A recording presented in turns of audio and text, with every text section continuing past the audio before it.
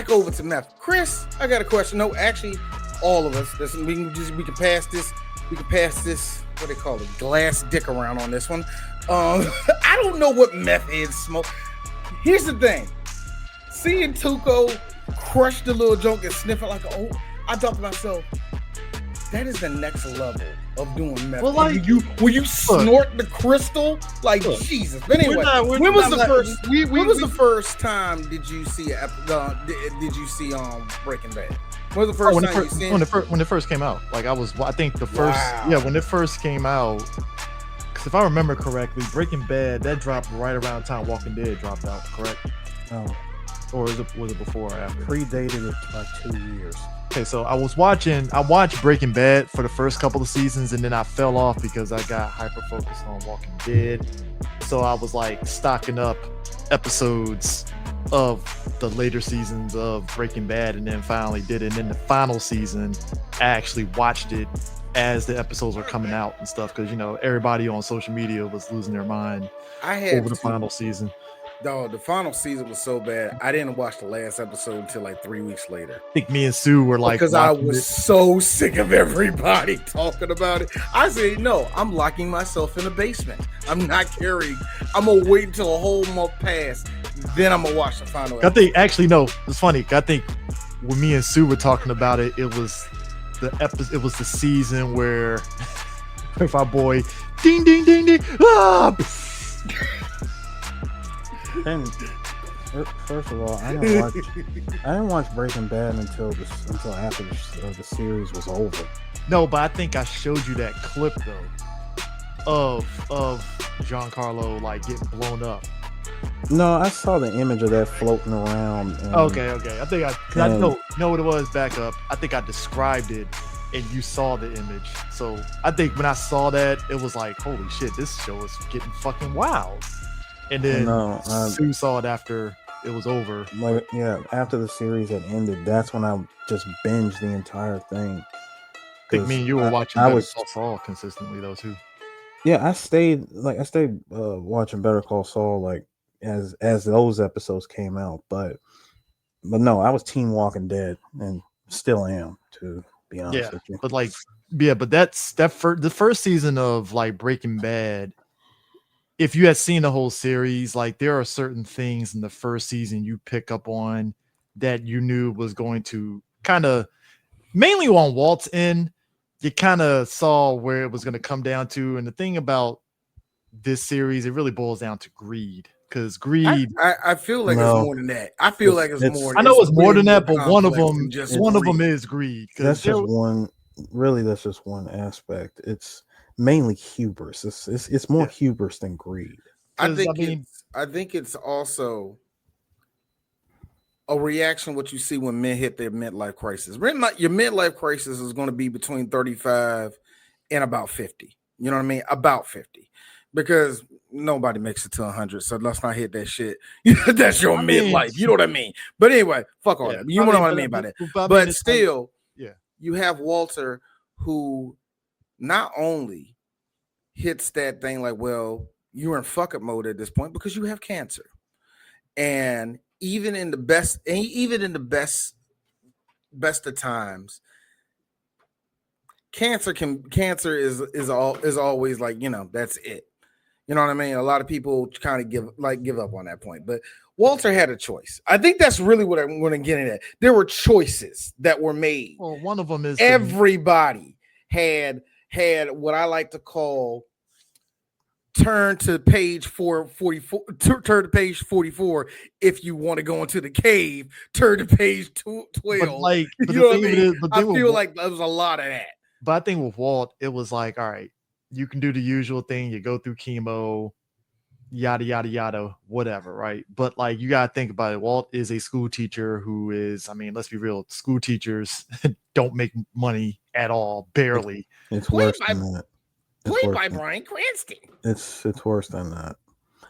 Walt is a highly overqualified science teacher. Yeah, which later seasons opened up what happened with that. And the issue at hand here is Walt goes through a mundane life of literally being told what to do and never really making any actual choices for himself.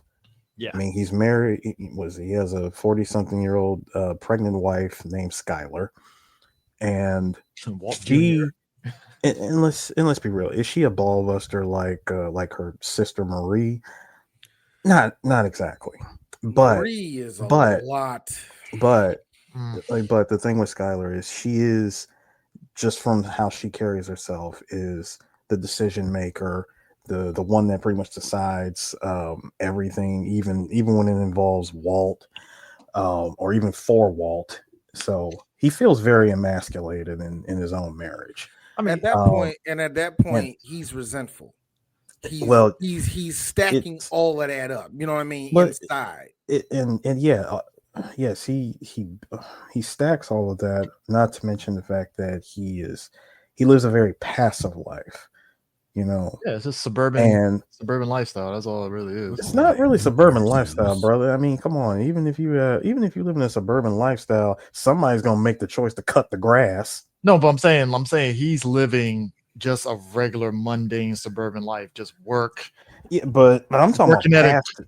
I'm but talking but, about passive as in he just goes with whatever. but that's what I'm In saying. other Like words, that's what I'm saying. When not you only passive, I and I always hate to go to the violent way of saying it. He's not going to start a fight. He's no, going to be very, hey, look, guy, I'm just walking by. You know what I mean? but that goes what I'm saying though. Like he's living a suburban lifestyle, which is basically AKA he's coasting at this point. He's just coasting Can we up really until call?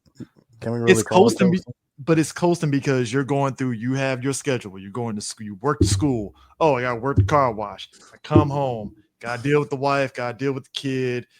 And then boom, lather, rinse, repeat. You ain't really changing up anything. It's just Sounds like same old shit. sounds like white struggling to me. Yeah, but I No, mean, I'm no, just no, saying, it doesn't. it's No, it just doesn't. coasting. It's just No, it coasting. isn't. You're No, it just, isn't. D's raising his hand on that one. That's called being married. yeah. You know how That's what I'm many saying. men get you know how It's many just men get coasting. sucked into No, that but this same okay. cycle, Okay, hang on. Wake Hang up, on. go to work, go home. No. Wake up, Hang on. go to work, go home. You know Hang what I on. mean? Hang on. The reason why I'm calling this struggle is because, not to bury the lead. I mean, since we're all just doing an overview, so to speak, there is a flashback in the show where the house that they live in at 308, or like Royal Negro Lane, that house was supposed to be the starter house, Yeah, he's still and there. what ended up happening was this was when he was supposed to be working at the lab of his Great man. company that he started. Now, at some point, we don't find out until like way later why he abruptly left his own company to Which we'll begin get with. into when we get to that season.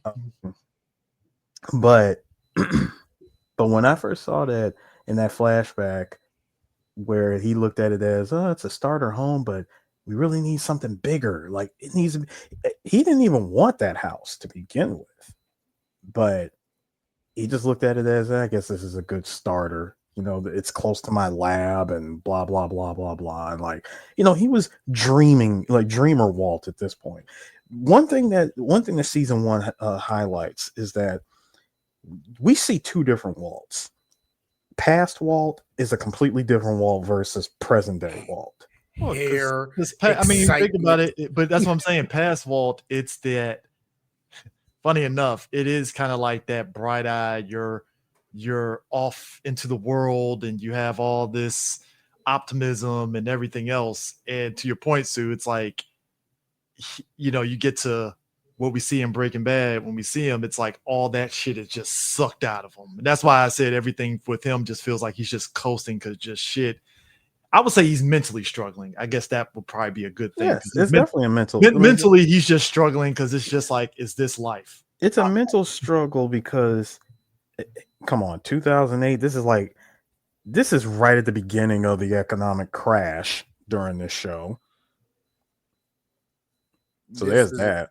This is when the American dream really started to show up. No, it's not like that. I Yeah. also again, When the curtain, also again- the curtain finally started to deteriorate. Well, I and mean, also also- again, it goes back to what I said earlier about age. A lot of men hit 40 something, whatever, and they go,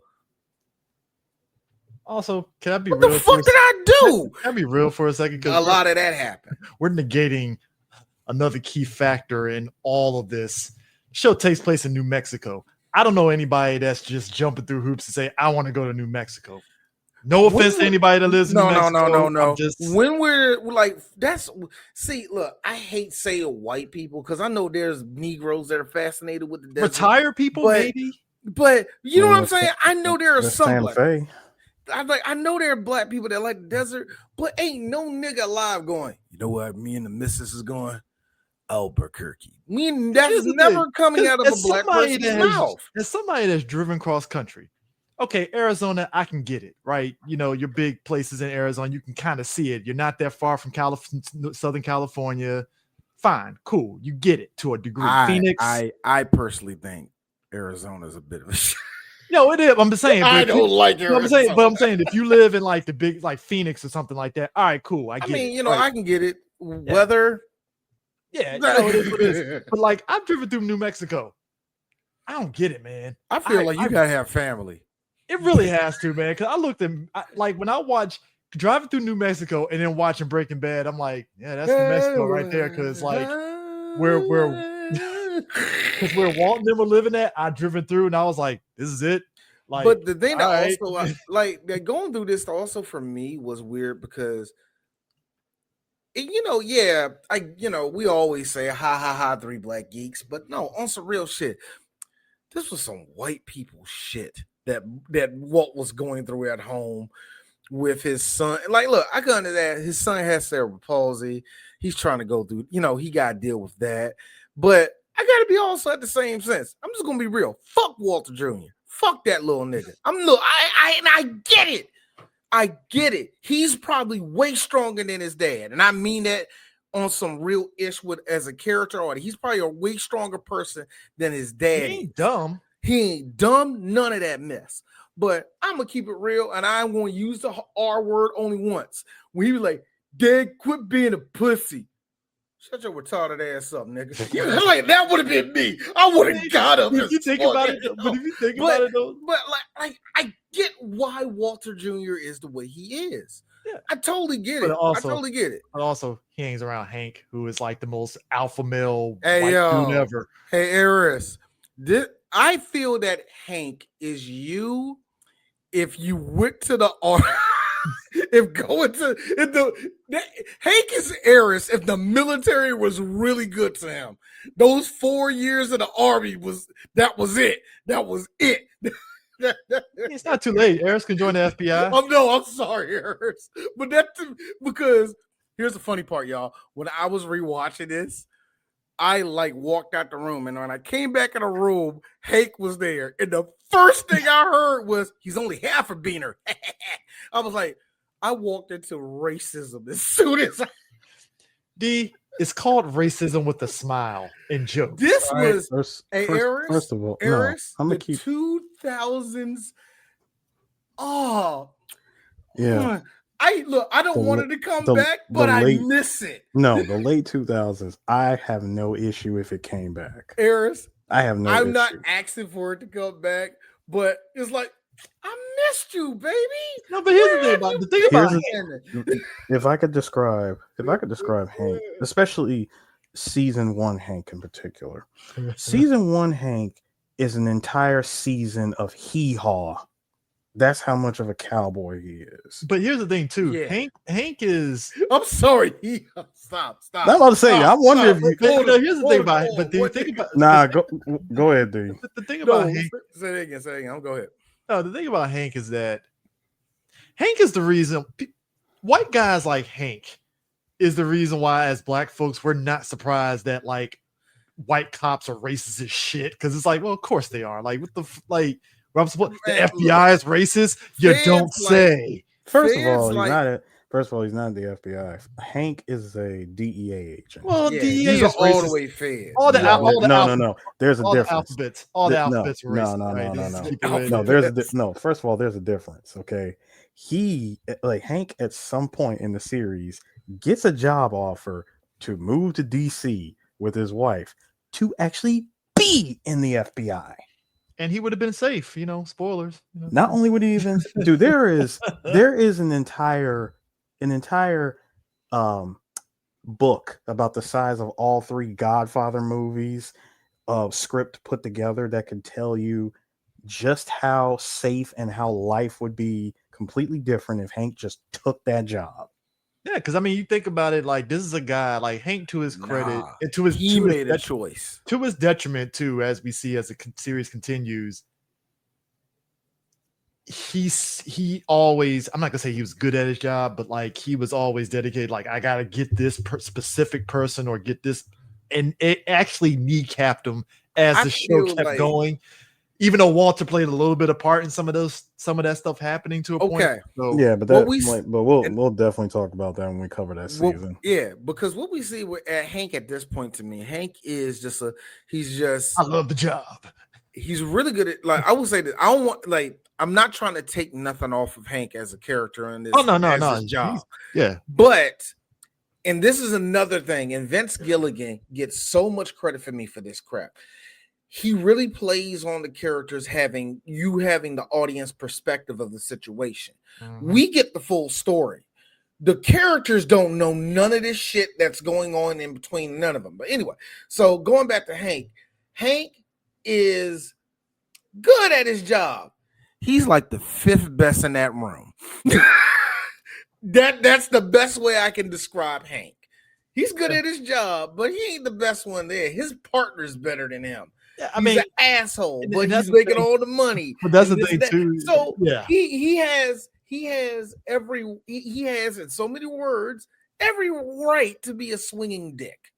yeah. Yeah, And it's that's the just thing one too. thing. Like, But one thing you could point out, and this was actually from a conversation that Hank has with Walt.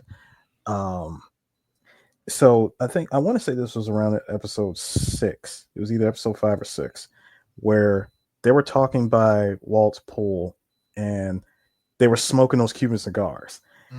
Hank had brought them in and was like, he said, "Yeah, nothing like indulging in a little bit of forbidden fruit, if you will."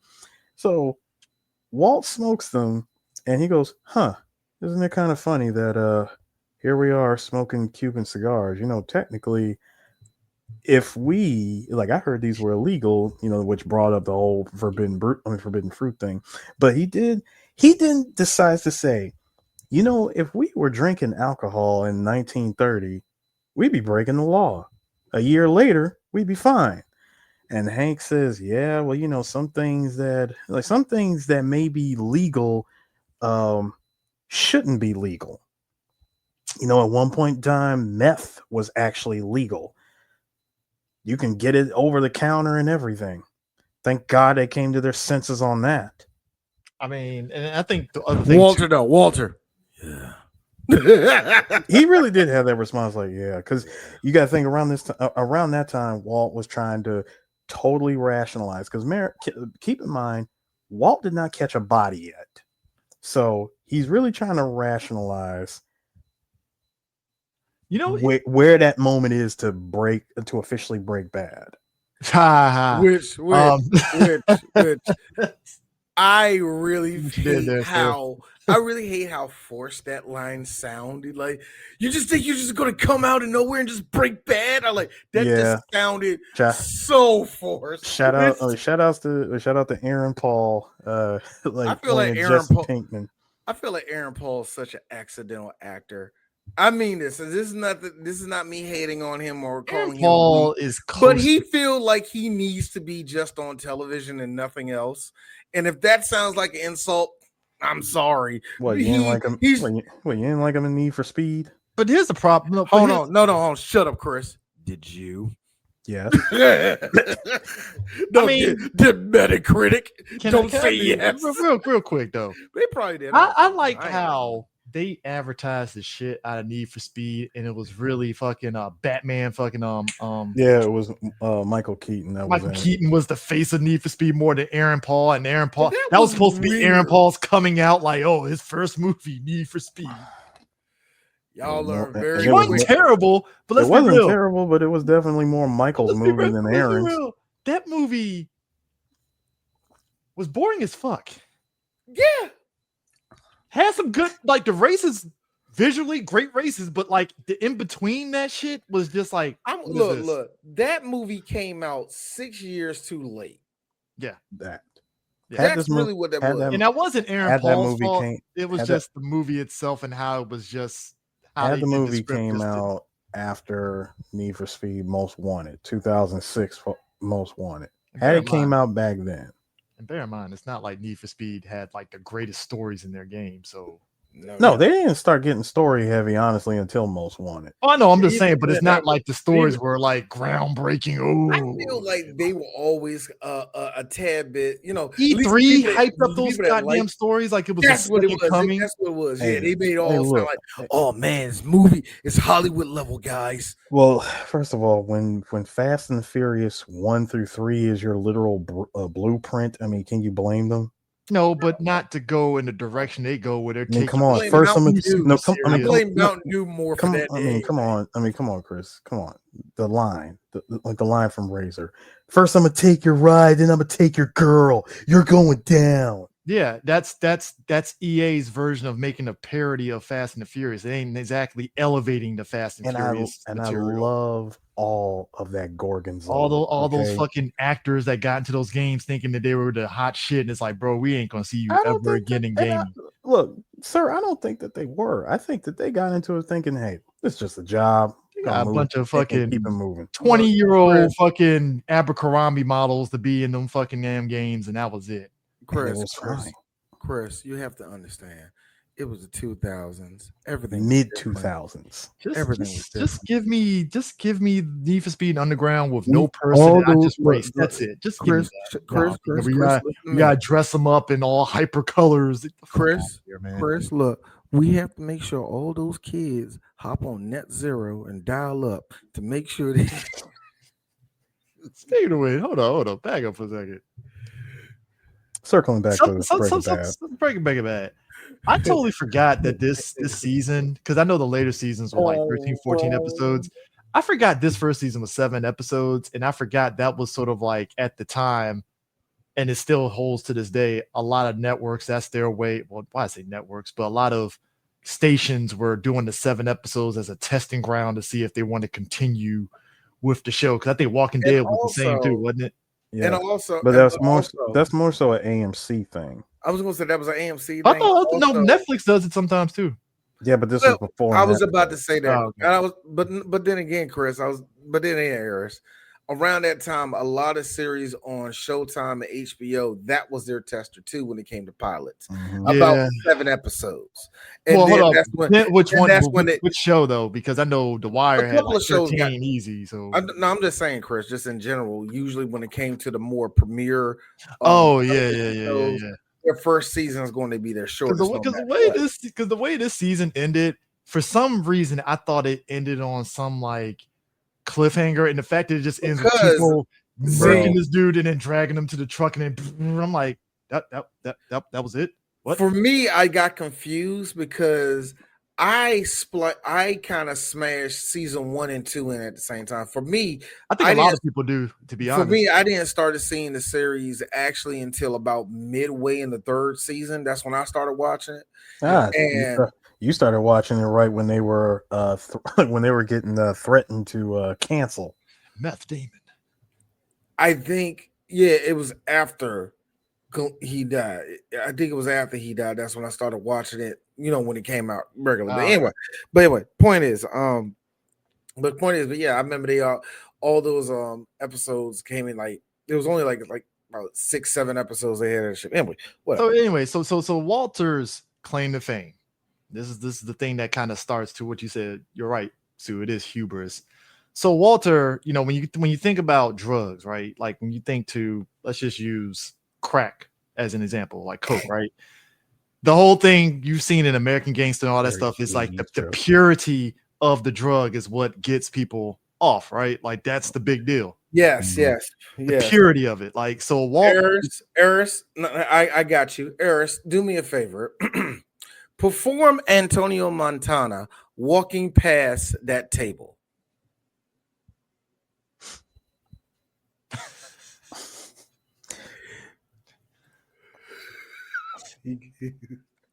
Walking past the table.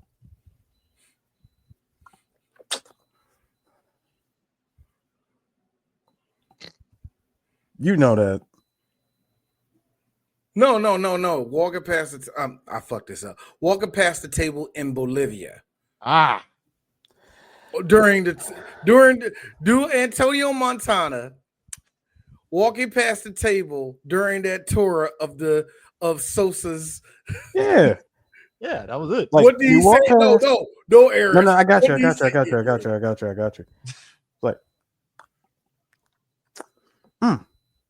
you got a nice place, man. A question. Then put it back in his mouth and got another scoop. So here's the thing. I mean, the fact that you glided your hand over the fresh Coke and then The purity proceeded to brush your gums with it. the purity of a drug is what ends up hitting you way more than when it's getting cut. And when you look at how Walter, him being a science teacher, chemist, and such, he knows a way to actually make pure meth that's actually better than the meth that Jesse and his crew are getting hit by Hank and the DEA for constantly. Nah, the shit that got me because I didn't know it was a thing, and apparently it is. We're making pure crystal meth. No additives, no chili pepper. Chili pepper's my signature. I'm like, It's like chili powder. When he said chili powder, chili powder's my he's like, signature. chili powder's my signature. I'm an artist. Walt, being pretty much me at this point, why would you do something that stupid? Which why are you adding adulterates to something that you can barely put together?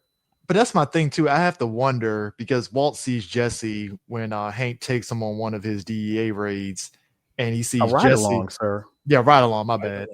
And he sees Jesse, running out there, escaping and stuff, right? So we're not gonna breathe. We're not gonna breathe by the fact that this man hopped out of a second-story Nigga. window, smashing the neighbor's wife.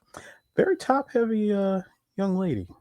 Yeah, I mean, good on you, Jesse. I mean, if you're in the drug game, you got to get a top-heavy woman. That's the rules. Hey guys, she's addicted to crystal meth. Don't act like I don't. No. This isn't. No, this isn't. 3 weeks. No. You need to stop, sir. That woman is very respectable. We are not talking about the local whore named. Yeah, I know. Thank you. Thank you. The local whore named. Guys, all the diseases. Missing teeth. Ugh. Children. Having the nerve to walk around in a mini skirt with cowboy boots. Probably cost you about Cookie Monster pajamas. Probably cost you about $20 just to hit. 20. It's 2008. Nigga, you have the right crystal. You have the right shard. You have the right Shikon jewel for nigga. Come on now. Hey, look. I just, look, man. There's a prostitute for every dude. That ain't no. Everybody got absolutely price. not. Everybody got price. Everybody got price. Yeah, DiBiase told you that, and that's a Christian man. Everybody. Not this guy. Yeah. I don't know. Everybody say like I hate how you say not this guy. Yeah. Everybody got price. Nah, but so man, I ain't sucking no dick. I have to wonder though. So let me ask you guys this though. So Walter taking the piss out of Jesse's, chili powder like meth, right? I gotta wonder how much of his chili powder meth was he really selling in succession? Well, thinking how dudes lace cocaine with baking soda, sugar, formula, baby formula. I like any way you can make it. You can make it. I'm so mad that we somehow are experts and all this shit's coming from fucking movies and TV No, shows. no, no. It's not even. no. It's not even expert. It's not even expert. No, It's it's just, not even it's just that. more. It's just more known over time, man. Yeah, No. The issue with how the meth is put together, at least through Jesse's way, is just dumb. He's Okay, messy. He's messy as shit, by the way. No, that's why I said. That's why I said it's dumb. Second of all, your local meth heads, dude, you can give them baby powder, talcum powder, and baking powder all put together, like throw it in the freezer, crystallize it, crush it up. They'll think it, and they'll think that they're shooting meth. You only put in 1% of actual methylamine, just one, just a drip, just a drop, and they think it's the greatest high in the world, right? Because they're meth heads. What do they know? What do they know other than shooting? And when you fill up anybody on weak product, they're just gonna know the weak product and shit. You know, yeah. that's just if how you it have is. like the good stuff, which is because basically what it boils down to is Walt is, and there's other aspects to this, but I'm just kind of just summarizing it. It's essentially he's trying to stock up money for his family. Essentially, yeah, but that's the whole point of this. That's the whole. This venture. That's it. Now here's the thing. Which makes sense. This is the beauty of this, guys. We know that Walter is a bad guy. When he put the camera on him and put it down, that was the last bit of his humanity. Because at that point, he was a villain. Now that we know all this, we know he's a villain. So, not at that point. But it wasn't even at that point when he was a villain. I can tell you the exact moment, but go ahead. The point is when God damn it. When Walt flipped over, at that point, what's the noble thing to do? I'm going to take care of my family, and I'm going to hang all of my morality on that. That's the reason why I'm doing for it. Yeah. By any measure, we all will say we can respect that. You're doing it for your family. However, that's where the however from. This is where the murkiness comes from. At any of this shit, Walt, when was any of this for your family and not for you just to get off? You know what I mean? Because they remember the part where when he faced Tuco, he's like, doing all that mess. It was like, you like it. But hang on. Mm-hmm. See, the way that the first episode starts out, like we see the start of the RV, Jesse passed out, the pants flying in the wind, Walt leaving not so much a confession tape, which he did say this is not a confession. He said this isn't a confession. This is more of a goodbye video that he left behind for his family. Hey, tomato, nigga. He left behind, he was going to leave that behind. And of course, we see him point the gun and he's thinking that the cops are coming for him and he's about to, he's going to go all out. I'm like, go out like a G. And even though when we actually cut to that moment and we see that he ain't got it in him to do it, but he did have it in him to pull the trigger on him, himself. He did. He had it in him to do this. I gotta be real. Even though I keep thinking we're gonna get rid of that picture and we need it. Yes, we do. Even though that he couldn't even bring himself to do that, and then come to find out, it wasn't even the cops. It was actually a fire truck. That's what the blaring lights was. But hang on, Chris. No, the real point of where all this came to a head for him was after Jesse, is forced by the dude that he pretty much ran out on, Emilio Koyama and Crazy 8. They drive out to the desert and they meet Walt. And he's like, look, I can show you, how about I teach you my formula? Because this is one of several times throughout this entire show that Walt has saved Jesse's life. I mean, look, I will say this. And when he decides, all right, I'm gonna make this stuff. Come to find out, he's making phosphane gas, which is something that he actually pointed out in one of his lessons during class. Message. And he figures, hey, I'm gonna poison these guys, and that's gonna be that. Hey, there were drug dealers, they were gonna kill us. I did what I had to do. This is self-defense, technically. And the real point, justify it any way you want to, Walter. and the real point is when they find out that, oh, one of them is dead. One of them is totally dead, and that's Emilio. When Crazy 8 turns out to be alive, which, by the way, is the most hilarious moment ever when he ran face first into that tree because he was half conscious. Keep in mind that they kept him in Jesse's basement for the better part of like a few days. It felt like a whole week to me, but yeah, and it could have been, and it could have very well. Time in this very show well feels been a like week. it goes off for But- like longer than what it is. Yeah, because there is one entire episode that Walt spends trying to figure out: do I kill him? Do I not kill him? It's the whole. He gave this nigga a sandwich. He gave him a sandwich, passed out, because of his cancer. He passes out, Lung drops cancer. in Yeah, the that. Lung cancer. yeah, for his lung cancer. Found out that his dad had like an old little ditty, and they both sung the ditty and stuff. Like, yeah, man, I probably gave you one of those filthy insurance claims, man. Yeah, like we're having a moment. Yeah, he actually he said, wait, isn't your dad? Don't he run that commercial Tampico furniture? Oh my God, that's you? That's your dad? What are you doing? What? How did you become why'd you do this? Why'd you become a drug? Dude, the fact that he and Crazy 8 have this conversation, and I'm so glad that Crazy 8 still maintains villainous by saying, Walter, getting to know me isn't going to make killing me any easier. There's a few hours later. And that's the thing. Okay. And that's the thing. No, did you like the pros and cons, the why and why not that Walt spent writing?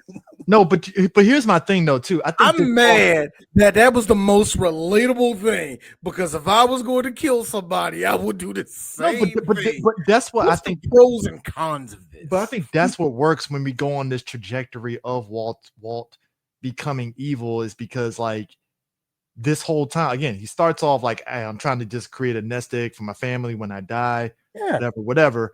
So his moral conscience is still there, like, because obviously when you get in the drug game, your morality fucking takes a nosedive, like it's gone. Well, and it all depends. But that's what I'm saying. Him trying to rationalize everything with that list. It depends on what foot. I mean, no, really, Chris. It really depends on what foot and what toe that you're stepping into. But that's what I'm saying. Like with him doing that, though, it's a situation of his naivety, because he's green in this whole thing, and him giving the sandwich to that dude. Because any other person, including myself, would be like, "Why the fuck I'll give him a sandwich. I ain't giving him a plate. I put that shit on a napkin and hey, there you go. Hey, did you like the AutoZone bucket he kicked? Yeah, like bathroom. Like because I knew as soon as I remember when I saw that episode, and he fell down the stairs and it broke, and then he grabbed all the pieces. I was like, that dude took one of them pieces. I just know it. And boom, as soon as he I was like, yep, he took it. Because then, and again, that's the naivety of thinking that this guy was just going to be fine. I'm like, no, he's going to kill you. No, it's the fact. I mean, and of course, he already knew. He knew that he was gonna, that he was gonna go, like, come after him and his family. Dude really had the nerve to sit there and say, "Man, I really thought you were gone for a second. I thought you were dead." And he tried to act concerned. They both tried to, like, really play off of the fact that they just spent all this time talking and quote unquote getting to know each other. And he's like, "Well, you don't have it in you, man. This life isn't for you. Like, dude, you have a family. You should go to them. Look, just let me go. I'll honestly forget the whole thing." He really tried to play that part. He really tried to play that up the wall. And even Walt was like, what am I even doing here? How did I get here? Look, I'm going to go get the key, and I'll get you out of here. As soon as he put all the pieces together, he's like, wait a minute. Because, again, villain. It's like, dude. Really weird. Putting that plate together and realizing that one long piece is missing. Dude, he scrambled. He dumped the trash can over looking for. It's like, please let it be in here. Please let it be. And he's like, why are you doing this? Why are you making me do this? I was going to let you go. What happens is this. Walt has two things. He has two sides. He has two things going on. And I don't want to use the term Jekyll and Mr. Hyde because I found out that all of us have been using that way wrong, and I've realized none of us have actually read the book. So I'm not going to use that term. But let's just real quick. What do you mean by that? We got it wrong on that? The story how we interpret it is actually the wrong way we all been interpreted. I don't want to repeat it because I don't want to repeat nothing that I ain't fully versed on when it comes to that shit. But when I heard it, I was like, get the fuck out of here. It's sort of like that. But anyway, when it comes to it, he has two sides going on. He has one side that is trying to justify everything that's going on, not only justify, but justifiably criminal. But also to douse fires. It's there to be like, wait. We're going to be different. We're not going to be like every other drug dealer. Here's the problem with that. It'd be one thing if this was Eris has two baby girls at home, and after Eris gets off of work, he sells drugs in Southeast. Not a whole lot. He has an ounce or two on him. Hey man, I got you. Stop by, give him a bag, keep going. He got that thing. Eric's doing that. I get it. You're just trying to make ends meet. You ain't trying to. You ain't out here criminal. Yeah, you ain't out here trying to kill nobody. Hey man, let me just hold something so I can sell to a couple niggas. There ain't nothing like. You know how many drug dealers are out there like that? Plenty of them. Oh yeah. But when you are cooking the meth, well. No, but that's the thing. No. That's kind of how I feel. Like no. See, in Walt's case, and I get where Walt's coming from. He is in the kitchen, just cooking it, making it, packaging it. Jesse is the one that has to go and gives it to Jesse. Jesse is Mr. Drop Shipper. He's Mr. UPS. He's he is the distributor, and the full distributor. And what gets Walt in trouble is the other side of him. I'm Heisenberg. I'm the smartest man in the room. I think that side gets him in trouble because when Walt starts sitting there like, Jesse, you idiot. How can you have that happen? Don't mix that with this. Don't do this. He thinks he's bad. He hasn't seen bad. Remember your boy making fun of Walt Jr. Mm-hmm. Come on. Oh yeah. There was a part in the earlier episodes where they were in the store. It was Walt, Skyler, and Walter Jr. Right, and dude, there's some other older kids that were making fun of one of Walter those kids Jr. was a full-on college student, but full college student, but still. And Walt. Here's what I wanted to know. One thing, just from looking at the overall structure of the building, Walt went in one direction, going out that way, right? How did he come back around and come through the front door? Look at that scene again. I have to look at this scene again because I could have swore he went out the front door. He never went out the front door when he said. So where the fuck did? Right there, D. It don't matter. It don't matter. That part, hold on. That part has always messed with me because every time I remember I was watching this, like when I went back and I binged that scene again, and I was like, wait a minute, there was no back door, there was nothing. He went in the backside where the fitting room was. He went in that direction, and yet somehow he came back through the front door. Like he never went out. We never see him go out the front door, but he comes back to the front door and kicks my man in the back of his knees, took out the whole North Tower, Harris. Yes. my man just toppled over and proceeds to step on that freaking calf muscle. He said, oh yeah, you don't like that. What's wrong? You can't walk? I mean, we just see Heisenberg, but not just Heisenberg. I would like to say at this point, up until episode 7, we're just dealing with angry Walt, because Walt, for what a lot of people who have seen the show realizes, Walt has serious anger issues. Oh, well, I mean, I think that's what I said. That's the resentment falling out. But I mean, all of that shit you have in there, yeah, all of that was just pouring out. And Just to be real, Eris, Skylar's vagina. And I've been waiting, baby. Gotta be real. There is something to be said. There is something to be said about how, like, you're the wife that had to deal with your husband being on this high, and then now he's on the low end, and you had to deal with that for so many years. And then all of a sudden, out of the blue, he just that bit of spark that you thought was gone is there, and it's like, oh shit! Just ironically, it's like after 16 years of just docile, docile, emasculated Walt, all of a sudden he goes beta Walt. He goes from alpha to beta for 16 years, and then all of a sudden, oh shit, dude, it's just funny how finding out that you have inoperable lung cancer makes you go from this to this to this to this. Listen, at one point, this. Hold on, no. Go back to that. Hold on, Eris. By the end of the show, this. What the hell? Go back to the Adam Sandler one real quick. Okay. Let me tell you something. I have never in my life laughed so hard when he looked at Tuco and said, "That ain't meth." It's like, this is not meth. I swear that had to be the most visually dope ass scene ever of the explosion and Walt walking out of there with the fucking money. Bear in mind, Tuco looked at him like, respect, nigga. Shit, here's the money. God damn. Hey, Chris, hold on. If I could bring it full circle, that same bag of money was used by Tuco to beat the living piss out of Jesse. I mean, which, to be fair, all right, y'all. We just got to say this. Jesse Pinkman is Krillin. He takes Jesse is a character. Jesse is a character. I was just gonna real quick, Chris, before you continue, I was gonna say, and at the end of the day, Walt is this.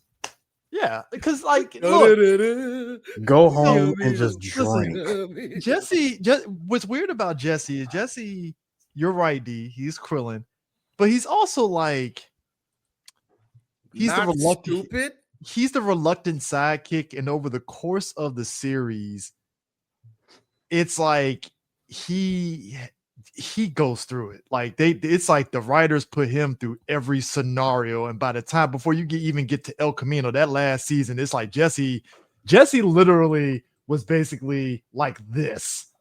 The whole time. Me went through so much bullshit, and the relationship between him and Walt is kind of like father and son, or at least father son. No, it really is. It really is manipulated father and son, but yeah.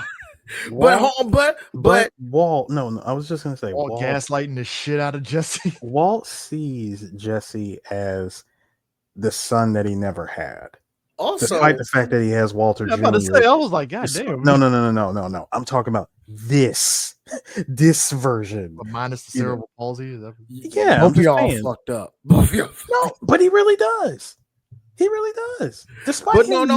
It's the truth. You're right. No, despite him manipulating him, he sees Jesse as as another son that he never had. But I also think it's what he said though was the whole thing of Jesse reaching his potential, because he remembered Jesse as being he was his teacher. Potential, because it's like, I see that you know how to do this, the chemistry, but you're lacking, and it's like, boom, okay, you got something, you just never utilized it. He just listen. He says the same thing that every teacher tells that one brilliant but lazy student: apply yourself.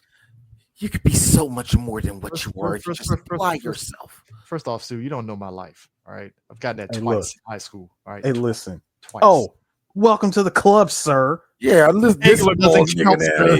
Hagler doesn't count. He gets that to everybody. It's not even Hagler, dude. I got them to Hagler. Like, listen. I didn't just get that from Hagler. Two worlds, okay? School world, home world, okay? Well, everybody, all three of us have gotten it at home. That's what I'm saying. That's why I said, welcome to the club. Wait.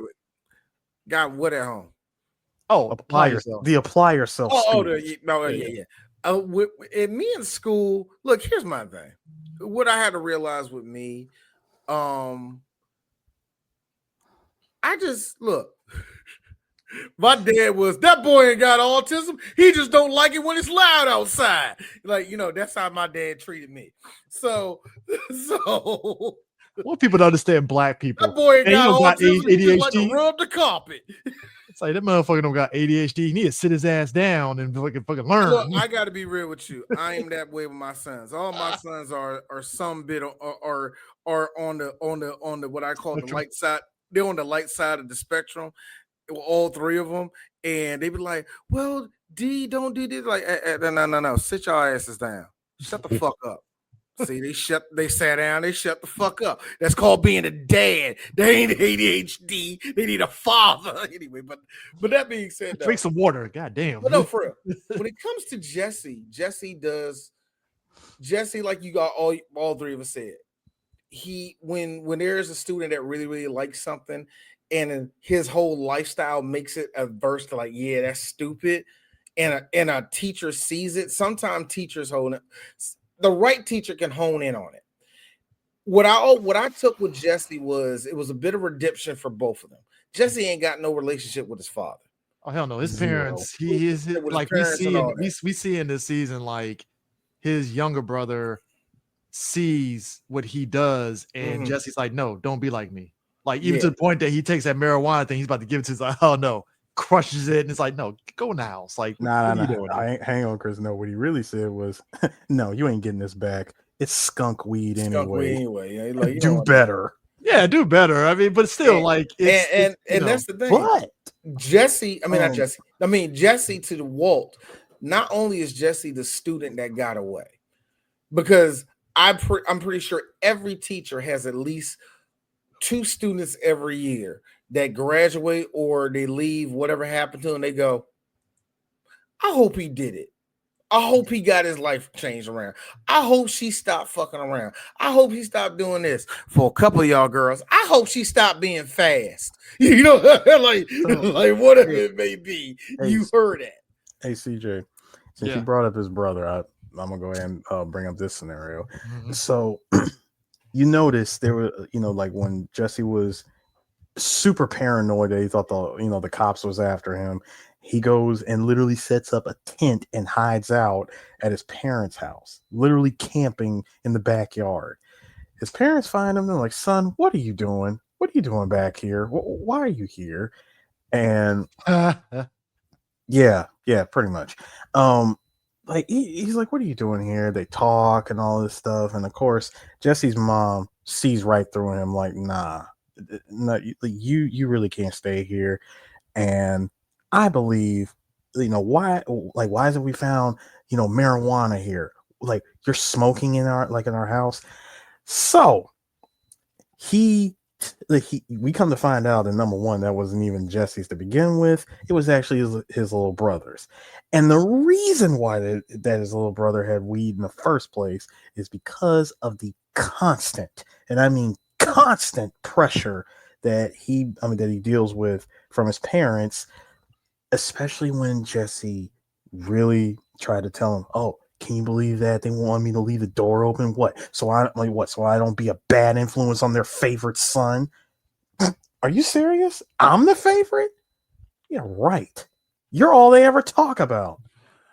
Little man, I understand exactly what you mean. You're still the favorite. No, he's not. Oh, he's clear. No, he's not. He's the favorite. Eris. No. Eris, I hate saying this. Me and Chris have siblings. He's the favorite. No, you might have. We siblings. get where little man is coming from. I exactly get where he's coming from. No, you're still the favorite, little nigga. Shut up. Nah. See, he is. I don't think so. Even despite me not having siblings, I don't believe that, because if that was really true, why is he dealing with constant pressure though? The constant pressure is not coming. No. He's not the oldest. He's the little brother. I got you, Eris. That constant pressure is coming from the parents, so he does not be like him. He is seen as the redemption son. Exactly. So even when he fucks up, he's not going to be as bad as Jesse. Yeah, He's not going gonna, to get the best of everything compared to Jesse. but Yes, I get it where you're coming from, Eris, on a love level, and that is very true. For some parents, yeah, I treat you like shit, but I actually love you the most. That is very true. I get where you're coming from, but I'm gonna keep it a buck. Nah, we like him. I really believe we like this one. I really believe that, yeah, while they do say stuff like, oh, you're like, yeah, our second son, he's this, he's that, he's great in sports and school. And I'm like, dude, it's because whether the pressure's coming from you or himself on some parents notice me. Because when you see his room, dude got trophies lined across the wall, and academic level is through the roof. It's like, bro, like, are you doing this for attention? Because again, the oldest son is the one that's getting all of the conversation. Also, this so again, I don't believe that the little brother is the favorite. That's fair. I refuse to believe that. Now, that being said, I will have to say this. This is still 2008, and marijuana really didn't become legal until about 2012. But still, I understand where everybody was standing at. But the way that both families reacted to knowing that there's marijuana in the house is one of the most Caucasian things ever. Or television Caucasian. Television Caucasian too, because Skylar was trying to tell her sister, who is a kleptomaniac, by the way. She was telling, also lies constantly, just whatever pot she can put her nasty white finger in. She tells her, well, there's somebody at my job, and she just interprets it as it being Walter Jr., who is doing. I mean, she's terrible at this. And then goes to Hank about it. Now, Eris, I got a question. No, I ain't got a question. I can just tell you straight up. If you coming at, if my son is missing, I'm with Uncle What's Face. Yeah, what happened? Well, something went down to school. I had him. The fuck you ain't come to me? That is some. Do you know that's some? You're talking. I know that scene. No, I know that scene. She went behind both Skylar and no, I know that. I know that scene. Straight to Hank with that shit. No, I know that scene that you're talking about. Number one, she tries to get Hank to take time off of his job as a DEA agent to do some crazy scared straight thing by taking Walter Jr. to what is it? The Crystal Palace, aka the local rundown La Quinta Inn, La Quinta Inn, and Eris, it was an Econo Lodge. What are you okay, fine. I think every Econo Lodge is a trap hotel. An Econo Lodge? No, the Econo Lodges are official trap hotels. The disguised trap hotels are the Red Roof Inns. Red Roof, nigga. Get up and hey, look, while y'all talking about, hey, rural towns with a quality inn. I think y'all need to shut the fuck up because y'all too. but anyway, dude, he introduces Walter Jr. to Wendy and asks how much do you charge for like the most depraved act in the world? And I'm like, bro, these are bargain prices she's throwing out there. You could tell that Obama was about to come into office with these prices. So of course, but again, Eris. For marijuana. All of this was about marijuana and weed, nigga. And the crazy thing is, even Walter Jr. is like, Uncle Hank, I don't smoke marijuana. Like, what are you talking about? And when Hank actually saw through, like, I really don't believe my nephew actually did like indulge in any of this stuff. Like, what does my wife have me doing? And the best he part felt so stupid about it too. Even when she approached Hank had his life. little bit of weed. Even still, Because And he he- was like, okay, why they gotta take him to the Crystal Palace? and even still, he's like I don't think it's the kid. I really do think it might be Walt. I'm just saying. No, And it can't be. and here probably one of my favorite parts was it was oh yeah, do you remember when Walter Jr. and his friends were trying to like get some dude to buy beer for To them? buy beer. Just- Why would again, you this- send a kid with cerebral palsy up What- this way? Can you get some beer? Look, nigga, what the What- fuck? Go home, little nigga. What big brain idea? Again, these are high school kids. This is late 2000s. All of this is stupid. And as you said, the white.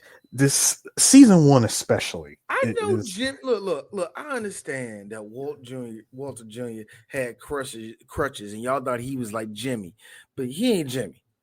You're not. He's not Jimmy. Jimmy has charm. Okay. Yeah. Jimmy Jimmy's has charm is like plus 50. You know what I love about Jimmy? I love that he stutters because that actually makes his character. Y'all think it's me making fun of him? No, that makes him unique for me. I love it when he does that. So dude, after he really tried to get this guy to buy a beer for him, dude finally just tells him you just try to get a cop to buy beer for kids. And I was like, bro. And what does Walt do? Just like Marie, instead of calling his dad, he calls Uncle Hank. This seems like something y'all can take care of. Look, I understand. Your son gets caught stealing something from the try and save. You know what I'm saying? Like, I get it. You want to say, hey, look, stop robbing. You get caught smoking weed. You want to give a taste of reality. Me personally, I'm going to say, how much was it? What type of shit was you smoking? Really, nigga? Come on, man. What if you got caught with that? What you got caught with that? Niggas be like, well, you get kicked out of school smoking this much weed. Come on, man. Be a man. Smoke this shit. But still, like, everybody, like, it's like, let's police these drugs. All the while, Hank is making a drug that is tearing apart the community. I love it.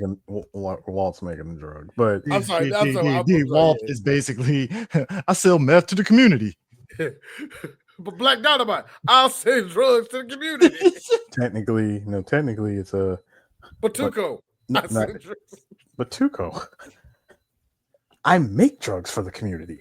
I don't sell. I have a distributor. I gotta be real. We will not make garbage. I'm just saying, as far as drug dealing, I fucking love that.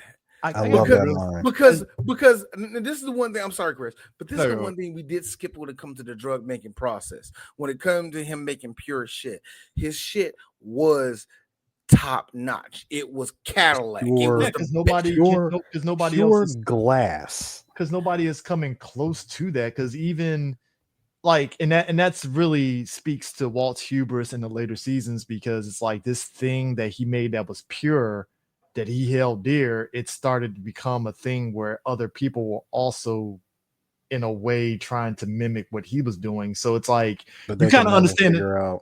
Yeah. So it's like when you think to this first season, you understand why it held near and dear, because he finally has something that is succeeding. And that ties into what we see in the later seasons on what kind of came about his thing with the other company that he was working for. But like, you see that, and then you juxtapose that with crazy ass Tuco, which, as far as drug deals go, Tuco is probably the last person I would ever want to have to deal with. But like, I mean, come on, look at this. But let's think about this. This dude beat the shit out of this guy because he talked cash shit. I'm with Jesse. Jesse's like, yeah, I did have a distributor. Oh wait, we fucking like, by the way, we put him in our tub and he's now putty. By the way, okay, you know what? Thanks for bringing that part up, dude. The how to dispose of a body. Seeing season 1, seeing Walt and Jesse in season 1, bro, this is like how to be bad guys for dummies Walt level. told this Like dude, level. He said, make plastic. sure you get not just plastic, a specified type of Yes. plastic that you can pick up at the local hardware store. This And he tells him, use this, because of what we're gonna do is we're gonna how to get rid of this body to where to make it look like they completely disappeared is dissolving them in acid.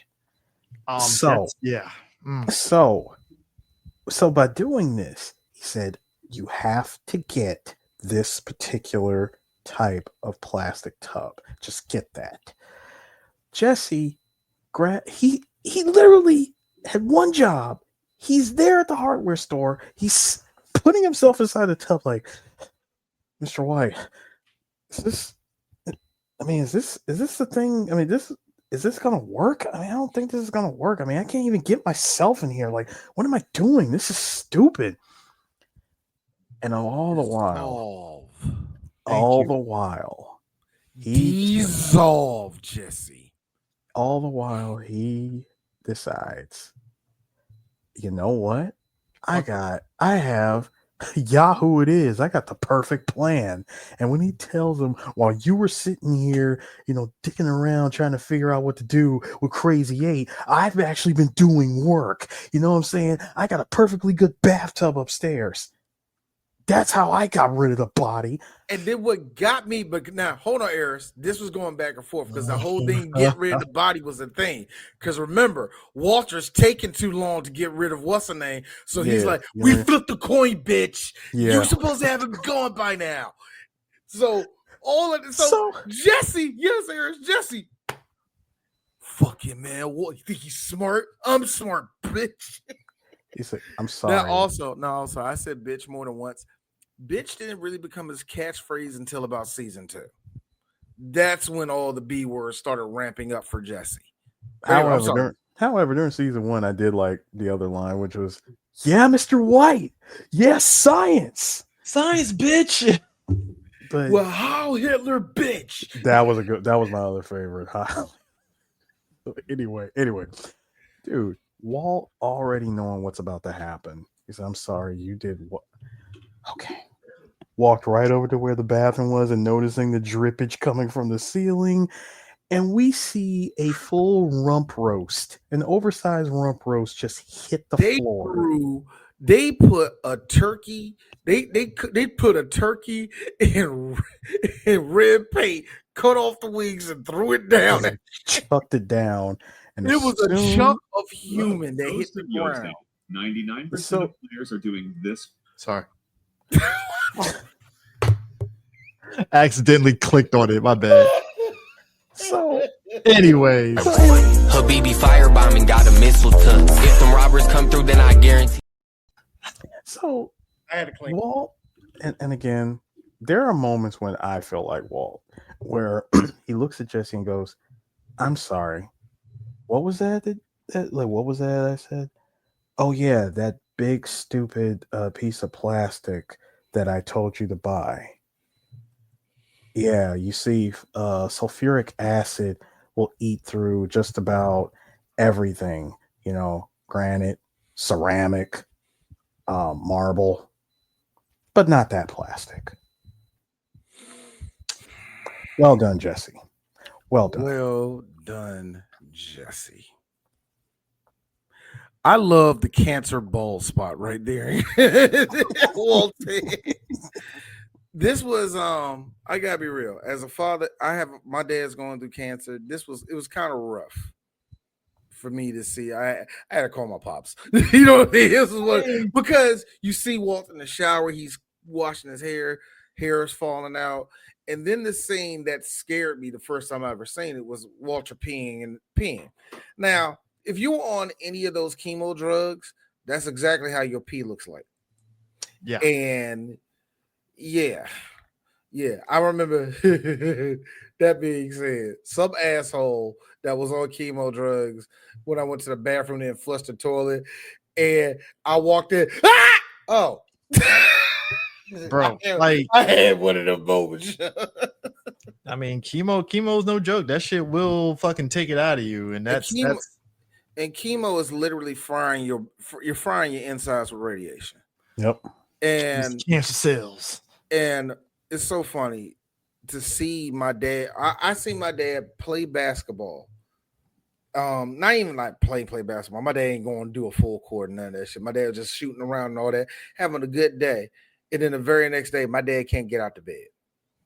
Or we be having a good old time. My dad just sitting there, just like, sitting there, you see him just rocking because it's hurt, it's eating him up. You know what I mean?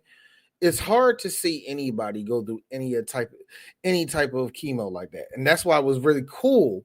Where we also get to see this one side of Jesse is that Jesse gives a fuck about people. Jesse cares about people. His little brother and even Walt, he was like, so how long you been on it? He's like, what? The little dot right there is where they get, where they locate the cancer at. How long you been on chemo? Say how long? He's like, I never even told you that I had. You're like, yeah. How'd you figure out the coughing, like the spitting up blood and all that stuff? My aunt went through that shit. My aunt went through that. I took care of her. This is actually her house. This is the reason why I live here. Well, like Jesse, he's like, she's gone, but but I live here. Jesse being who he is didn't exactly keep the upkeep of the house. Yeah, not exactly. Something?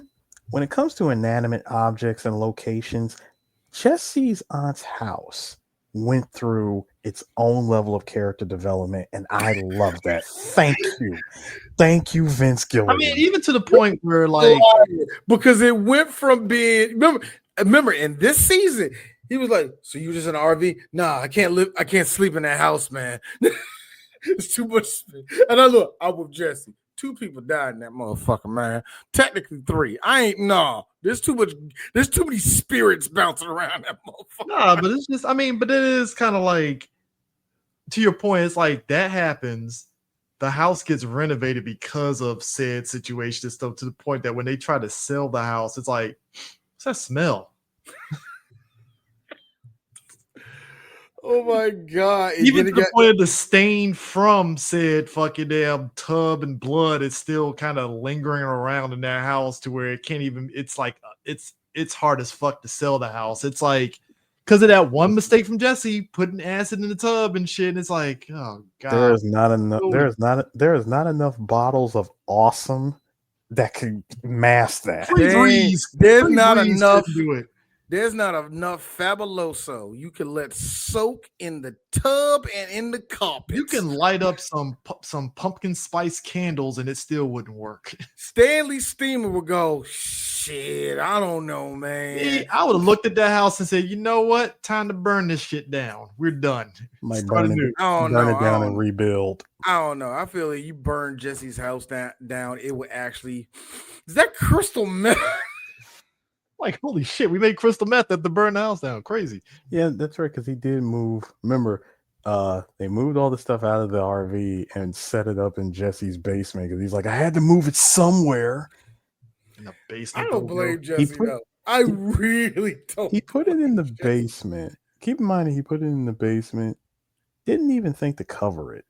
But you had the realtor, and you had the realtor showing people the house. And it just, on the off chance that your parents just happen to be around, they saw the lab, and that's when they pretty much kicked him out of his aunt's house. You know what, Ayers? You are actually right. It is. He's the favorite. Period. No. That house really did go through some character. Yeah, it's character development. I mean, because next this is my own private domicile. The RV, even the RV was also a character. The RV was a character. The house was a character. You know what the funniest moment for me though? It's like Walt did all this cooking and was like, I think the total out before they went to Tuco was like, she only made close to like, was it $2,700, $3,000? Yeah, Jesse only had like $2,600. I like how Walt was like, that's it. The fuck, Brother,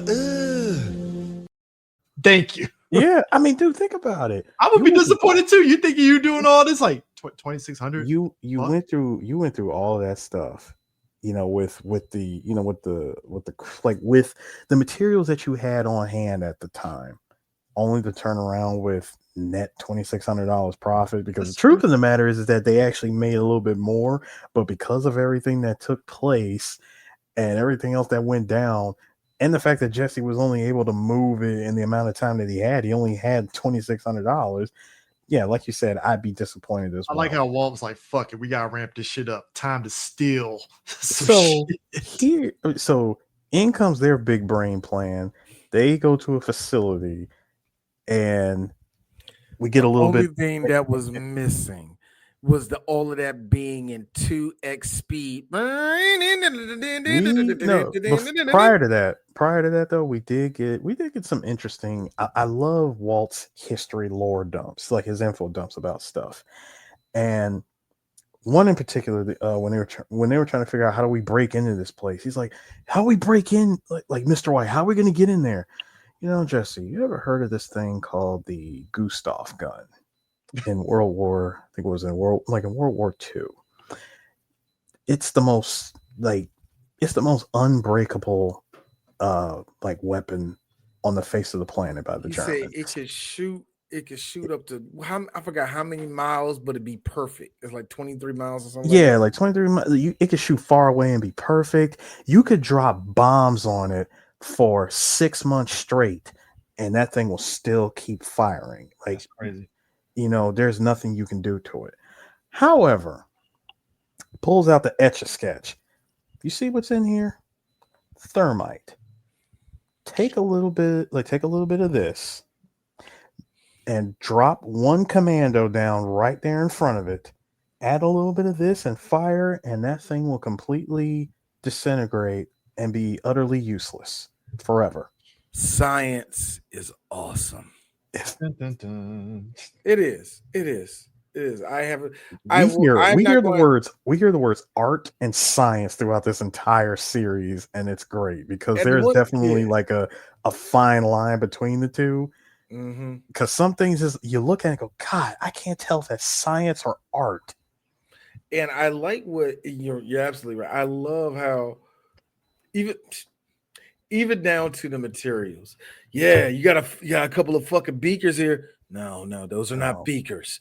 This is I forgot. He said this is a mixing. He said this is a mixing bag. Like mixing flask. This is the big circle one. I forgot. I had it in my mind. Fuck, ready for this episode. I forgot what he said.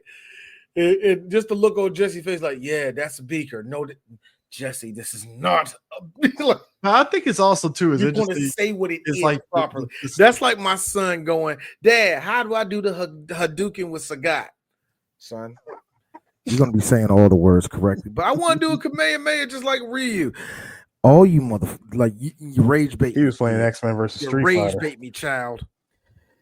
I mean, he was playing X-Men versus Street Fighter. I mean, I like also to Sue's point, the amateur hour. No, for real. Actually, no, Eris, you're right. Donovan, the first time he saw the Shinku Hadouken on Marvel vs. Capcom, he called it a Kamehameha. Mm-hmm, you are right. Course. Yeah. Go ahead, Chris. The amateur hourness of Jesse and Walt is to the point that where this starts the barrel. It's the barrel part for me. Yeah, I was going to mention that. Like, dude, they carried this giant barrel. No, they didn't roll it. That was the problem. Because even when Hank looked at the camera footage, he was like, "It's a barrel, you idiots! You're supposed to roll it." They're over there.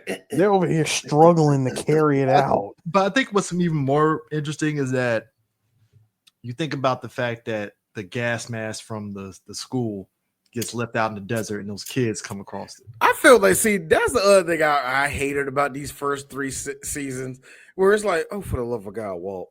I mean, look. Accidents happen, but something was like, how do you mean to tell me nobody overlooked that? Also, why would you, the drug manufacturer, use equipment from the school that you work at as your day job No, because Jesse made a very good point, CJ. I don't shit where I eat. Again! No, here's the thing. I get the logic from Walt, because Walt is like, hey, I'm in charge of this equipment. Yeah, only you have hey, access. No, but here's the thing. It Go made ahead. sense, but this is where I go back to the amateur hour of it. It's like, Walt, if you're going to use the school equipment, keep track of that shit. See, that's all you have to do. Keep track of it. You'd be fine. That's okay. To your point, that is true, to keep track of it. However, you're still human at the end of the day.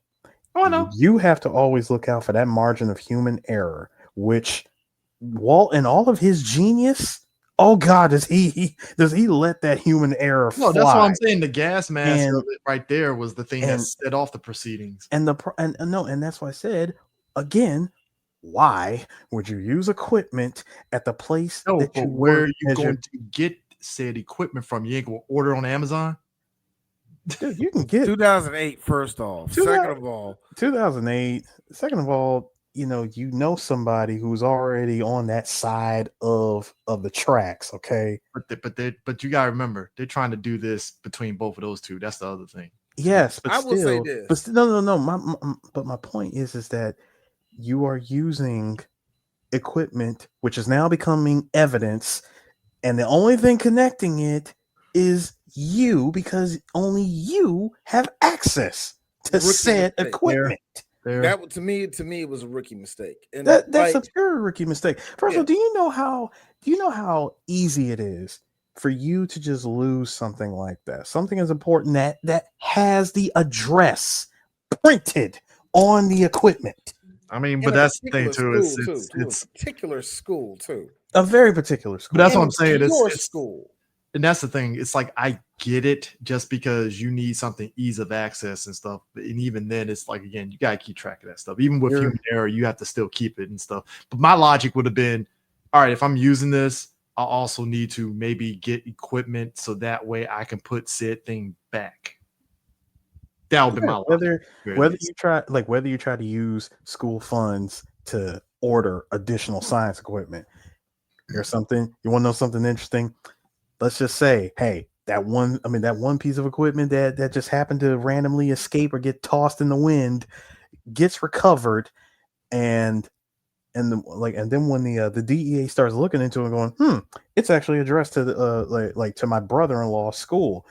Let's see if Canada might have something to do with it, right? He wrongfully go ahead and visit Walt for a second. He wrongfully arrests the janitor because he has a history of drug possession. And that's the other part, Eris. Well, he had a whole lot of weed on him, so we busted him for that. It's like, weed, nigga? Really? Have nothing to do with it. That has nothing to do with what? You think he was going to sell a gas mask for money for weed? I mean, okay, it's 2008. It's 2008. Sure, maybe. Hey, look, I was like this, Eris. I'm like, they can't be, because even in 2008, that'd be, it's a red state. I forgot. I meant to say this earlier. All of their drug laws are backwards as fuck. Yeah, okay. No, this is good. Have fun with that. Sorry, Manuel. Meant to say this earlier. Bryan Cranston is the only white guy that can wear tidy whities, and it's funny as shit. Full on breeze. And it's funny as shit. But at the same time, it works for him and him alone, because he did that shit in Malcolm in the Middle multiple times. I was just gonna say, it's Hal, but taken seriously. But I love it. And also check out the moccasin. I was just gonna say, check out the moccasin. That is some white people ass shit. Moccasins. I love how white Bryan Cranston is. He's so white. He is not. He is so white. He is so white. His knees are orange. That's how white he is.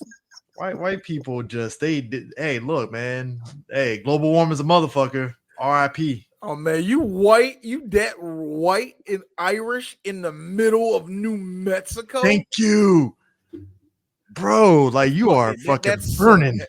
You know what that son is doing? You know what that son is doing to his ass? You know what that son is doing to his ass? What's up, nigga? I gotta be real. That was a lot of white folks on the cruise I was on every day. You know what? White people, here's my thing. Yes, y'all, some of y'all look good with a little glow. Some of you do. Yeah. When do y'all smell y'all skin when it like starts burning? Like, I want to know. Like when black people get sunburned, it's like, God damn, what happened? Nah, I've been out in the sun too long, man. Nah, see, this that happened to me. I had a little bit on my cheek. You were like, I had a little bit on there. I had to put some aloe vera on it and some cocoa butter, and it healed up. I like how Chris, I like how the default butters for niggas is cocoa and shea. It works. I love aloe. Hey, It's works. aloe and shea. Hey, it Aloe. works though. It works. It's That shit healed up quick. I'm like Wolverine healing factor. It's like, cocoa, If your sun- or and it's if either your gonna be skin- cocoa and if your or it's gonna be shea. Nah, and if your skin happen to break out, witch hazel. It's yeah, hey, like we turn in black. I like how Eris got the old black woman's trick. Look, black folks. Black folks. No, I know Eris gonna say nah. That's when you get yeah. You're right. Witch hazel. I'm thinking of something else, but yeah, you're right. Yeah, it's pure witch hazel. We get a little cut on our hands, put some cocoa butter on that shit, heals up like Wolverine in like 2 days max. Done. Man, no shit. Like I before keep this, on trying. and I before keep on this- trying. Like, no, I was gonna say before it disappeared, McCure cone. Yeah, there I'm you gonna go. tell you something. Yeah, I'm gonna tell y'all a little secret that's good for nigga skin if you want to heal something. And it sounds no, don't shake it. Vaseline got their own type of shea butter. I mean, shea Vaseline. Petroleum jelly. It's all you gotta do is just a little bit. You be like, oh my god, it's cleared up, isn't it? Mm-hmm.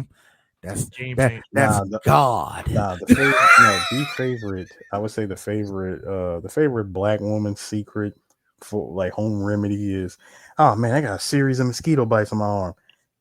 Half an onion. What country shit First off, do you know, Eric? I love how My family, no onion on me, dude. You know I told you my family from Florida. All right. Sure your mom ain't shaking chicken bones in your face. No, I actually no. I was a kid. It happened to me. I tried and I was like, wow, it actually doesn't itch. Bear in mind, this is 90s. How you know that, Grandma? How did you know that word? That's what the ancestors told us. And you heard like the in the background. Like you had to get like half an onion, get it wet, and then just slide it on there. All the nigga ways of doing stuff. My mom used to clean shit, but she only put like a dab of ammonia and like something else in there. I'm like, Mom, that's mustard gas. She's like, shut the fuck up, D. It ain't. First and off, do D, and it's like, oh my god, everything's so white. I know. First off, D, I think we've all seen the jokes online about how black folks had a habit of making mustard gas in the bathroom and passing out. Here's the thing. It's the truth. As a dude that worked environmental services for 5 years and have many times closed the door as he what was I talking about again? The point is this dog. You know how many times somebody God damn, you ID? Yeah, I'm all right. I not think right now. Good. I saw a guy. We were cleaning out the back room of the liquor store. Dude poured Pine Sol and bleach and Lysol in the same bucket. I'm like, bro, I get we gotta disinfect this floor, but goddamn, what are we doing here, man? Like that shit. Y'all about to be. Y'all about to look up. That was about to be, y'all. I'm like, dog. Like, first off, we were mopping the back room. That back room was smelling. I mean, it smelled better than it was before, but the smell lingered for like a week. That's how strong that fucking industrial smell. Have you ever emptied an entire bottle of Awesome in a bucket? Dear God. You can't breathe after that. Do not close yourself in the bathroom with that And shit. don't You're do gonna be Clorox. I think not. Look, I need You can- y'all. See, I you need can y'all. use I need. Clorox bleach. You do that with Clorox bleach. You all right? Awesome. No, No, that is Eric, liquid. I was about to That is correction. 1995 Clorox. Oh, yes. will have all of y'all Gen Zers would die. I don't think so. If you dealt No. with the D, chloride, I don't think so. You're talking about a generation that started the whole Tide Pod eating. So That's that was pussy shit. That's millennials. pussy shit. All right. And all of them kids died, by the way. See, or they at again, least got their stomach. again, There's Or at least, got we- this. No, bear no. in mind, millennials. Number two, they died. First off, again, as D said in our last episode, we got the super soldier serum vaccinations and shit. So we were prepared for the industrial strength bleach. Yes, sir. This nigga spitting. Damn, nigga. People don't understand that industrial strength bleach that made your white clothes white as fuck. That industrial strength. You can't even get that no more. You can't even get that anymore. Yeah, we stopped making bleach like that around about the 2000s because by the 2000s because by that time all of our surplus that we had during the Cold War had been used. Well, and also, Willie Hayes came out with the OxyClean, so that was a game changer right there. To be fair, Billy so Mays with OxyClean. Billy Mays. OxyClean changed the game. It Even though I still feel like the Army has had OxyClean for Oh yeah, they days. did. They did. And for they sure. waited until the patent cleared up so they can do that shit. Like Well, no, for real. Actually, Like, they had it. They had it, but the thing is, they would hide it inside of those canisters of Ajax. Dog. God damn, dude, I am old now. My knee is No. right now. No. They're still making Bro. Ajax. They still make Ajax. I'm about to say, I don't do that barely shit. see it. I You gotta go. bougie I gotta go to the motherfucker. shoppers to go see it now. You bougie motherfucker. You going to Wegmans. I've never seen this.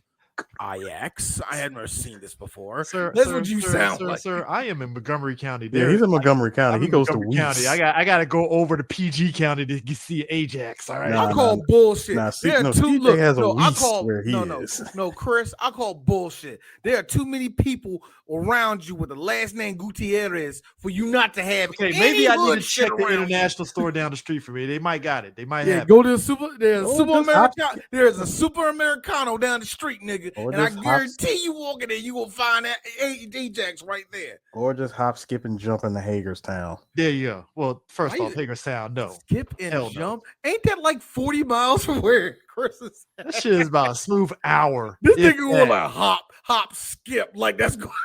Hop like, skip would be Eris. Skip would be maybe Frederick. Eris maybe. just pulled. No, Eris just pulled what I like to call black people going. Man, nigga, I'm around the corner. Yes.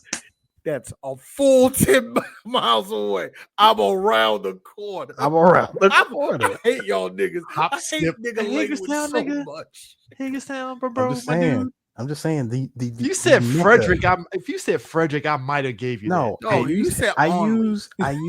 use Hagerstown because, sir, I use Hagerstown because that is the mecca of Hispanics. Okay. No, Is it ain't. That's it? a mecca of crackers. What are you Yeah, talking what you about? talking about? That's Nah. Hagerstown. Hagerstown. Hagerstown. No. Okay. When did it get gentrified? Help me out. Because last time I was Hagerstown there, ain't never been gentrified. That's always been Dude, white always people been named white. Thomas. nah, there's a section of it. Ain't half of it at least like pure Hispanic? No, it's like I've seen like a whole bunch of here's the Hispanic thing. stores in Hagerstown.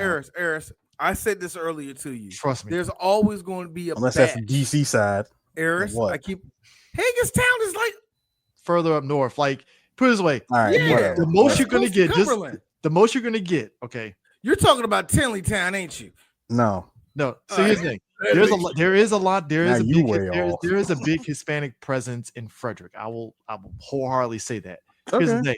Some Half of them did. Filipino, but go ahead. Some of them did go up to Hagerstown, but they ain't take over Hagerstown. It's like Not by a long it's like a shot. quarter Okay. of them. That there. is a white Okay. people It's town. white as shit. That is Fine, a white fine. people town. All the Spanish people live on the outskirts of that town. Out in the country, You farmland. know, look, we know how it was. Where all the Spanish people at? They live in Dumfries. They ain't in Woodbridge. Now they took over, but 'Cause back here's the then thing. it was. This is the equivalent. Fair. Because here's the thing. Look. Good. Y'all are good. Look, St. Mary's County, white as shit. Hispanics are there working them Oh, farms. they did. They're there. They did.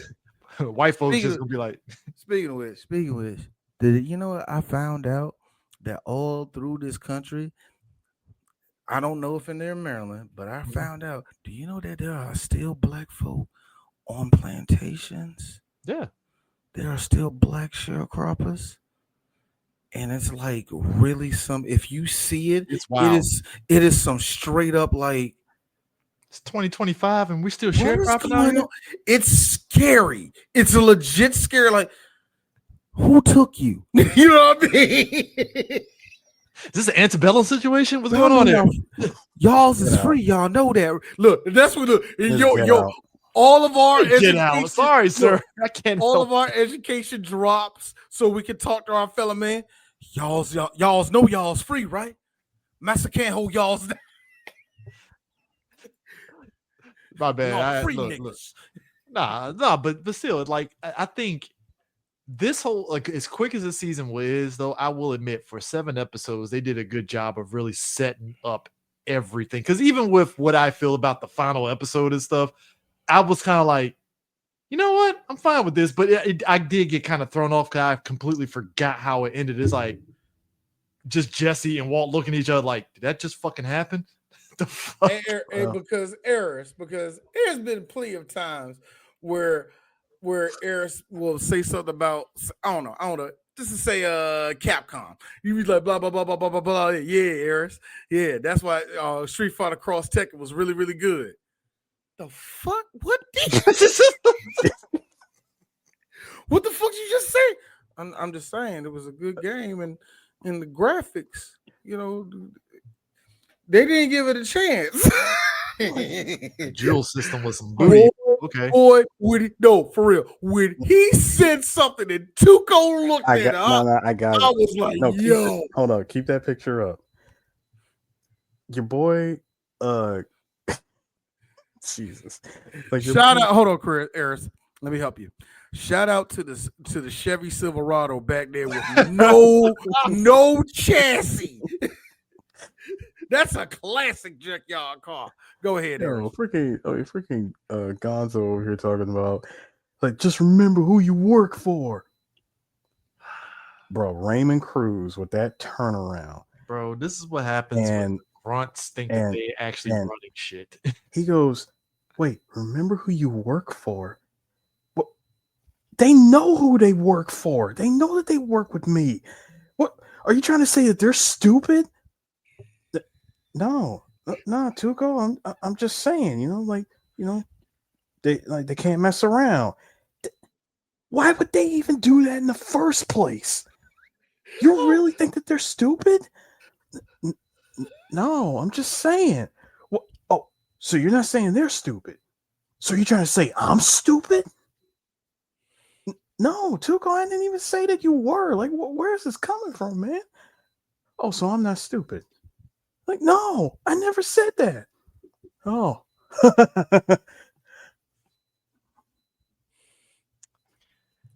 Eris, I love I mean, the same man that said that the same with full Brian Fury on that. The same man that the same man. In the previous movie, he sat there and said, "Have you ever had your shit pushed in?" That's somebody that I don't want to ever. Raymond. Actually, no. Technically, that was Hector that asked that question first. But yeah, it was matter. But no. But the way that Raymond Cruz responded, where you get to see the neck vein muscles again, that's somebody I don't want to be around. Yeah, no. Like, don't forget who you, Eris. Don't forget who you work for. What was the reason? I had a reason. What was the reason? What was the reason? I just explained the reason. What was the reason, bitch? I don't. Can I be real, Bill? I have had in high school and in the military, I've dealt with people that did that shit. In the military, I wanted to launch a fucking wrench at this person's face for saying that shit. Like, oh God. And again, full disclosure, that's the type of shit that you see in the military for higher ups, officers too, because you get that officer that's behind the general that be doing that shit, and you sitting there looking at him like, bro, shut the fuck up, shut up, please, for the love of God, shut up. Why are you talking? Why? So you know what? I felt Tuco in that moment, like, just remember who you work for. Yeah, imagine. It's like It's the most unnecessary shit ever. It's It's literally self-inflicted wounds. It's like, bro, why are you on the talking? level. It's on the level of a Nickelodeon, of a teenage Nickelodeon show, and the teacher says something, and then the asshole, and then the butthole classmate, you're in trouble. That's what that was, bro. When Walt and Jesse had to witness probably one of the greatest beatings on this side of the Southwest, Dude. It's the brown power fist, if you will. That's the power fist with the legit, the adobo fist. the legit look for Walt and Jesse went from shock and horror. And mind you, Jesse and Walt make this face a lot on this show. Especially during season one. Season 1 and 2 is that season 1 and 2 is there. You're green in this game, so you're gonna see a lot of shit. Harris, shout out to the makeup clearly on Aaron Paul's face. Oh yeah, when his paws, this looks bad. So this was actually one of my favorite moments when Jesse was trying to cover up the fact that he did just get the bejesus beaten out of him. So he goes in and grabs his aunt's makeup kit and uses foundation to cover it up.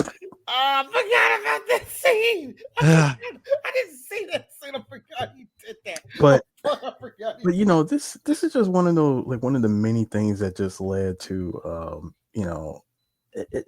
like when it comes to Walt's anger, we see it build up tremendously throughout just this season alone. That face, that 1,000-yard stare he's giving to Jesse is just hilarious. This image, by the way, that was from season 2. I'm about to say this looked like it's more season 2 than this was the first episode off of season 2. I thought so. Because a lot of these remember cross over. No, because you got to remember the end of season 1 and the beginning of season 2 literally pick right up, like from the moment season 2 ends is when season 2 picks right up. It's not like, oh, time has passed. This is literally like that next moment. I see you, Vince Gilligan. You love Street Fighter Alpha 2. I feel you.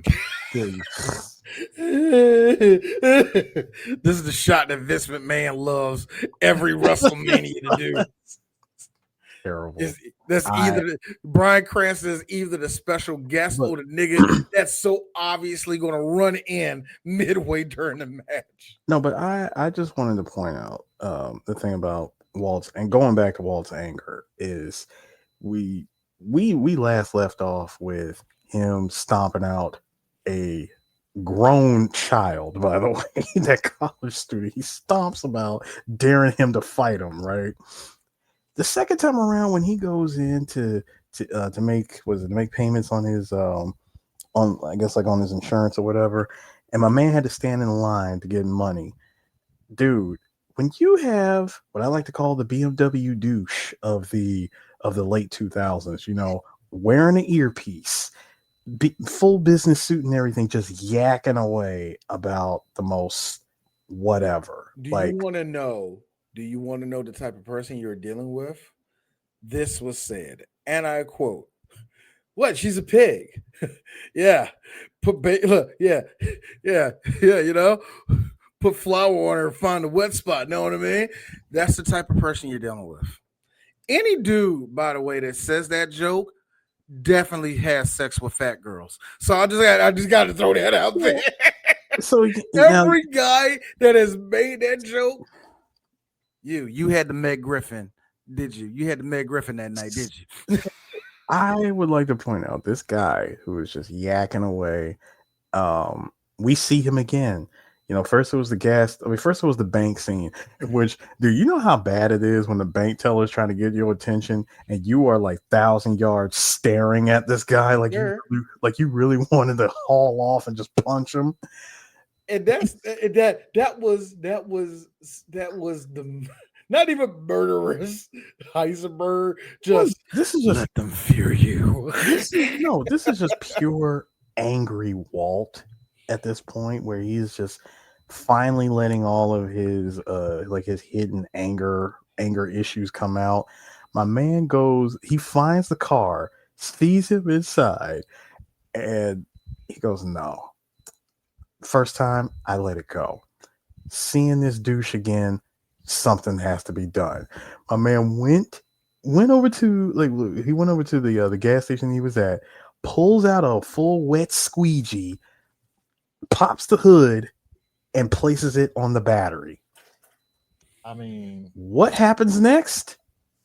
Pure cinema. I No, my BMW.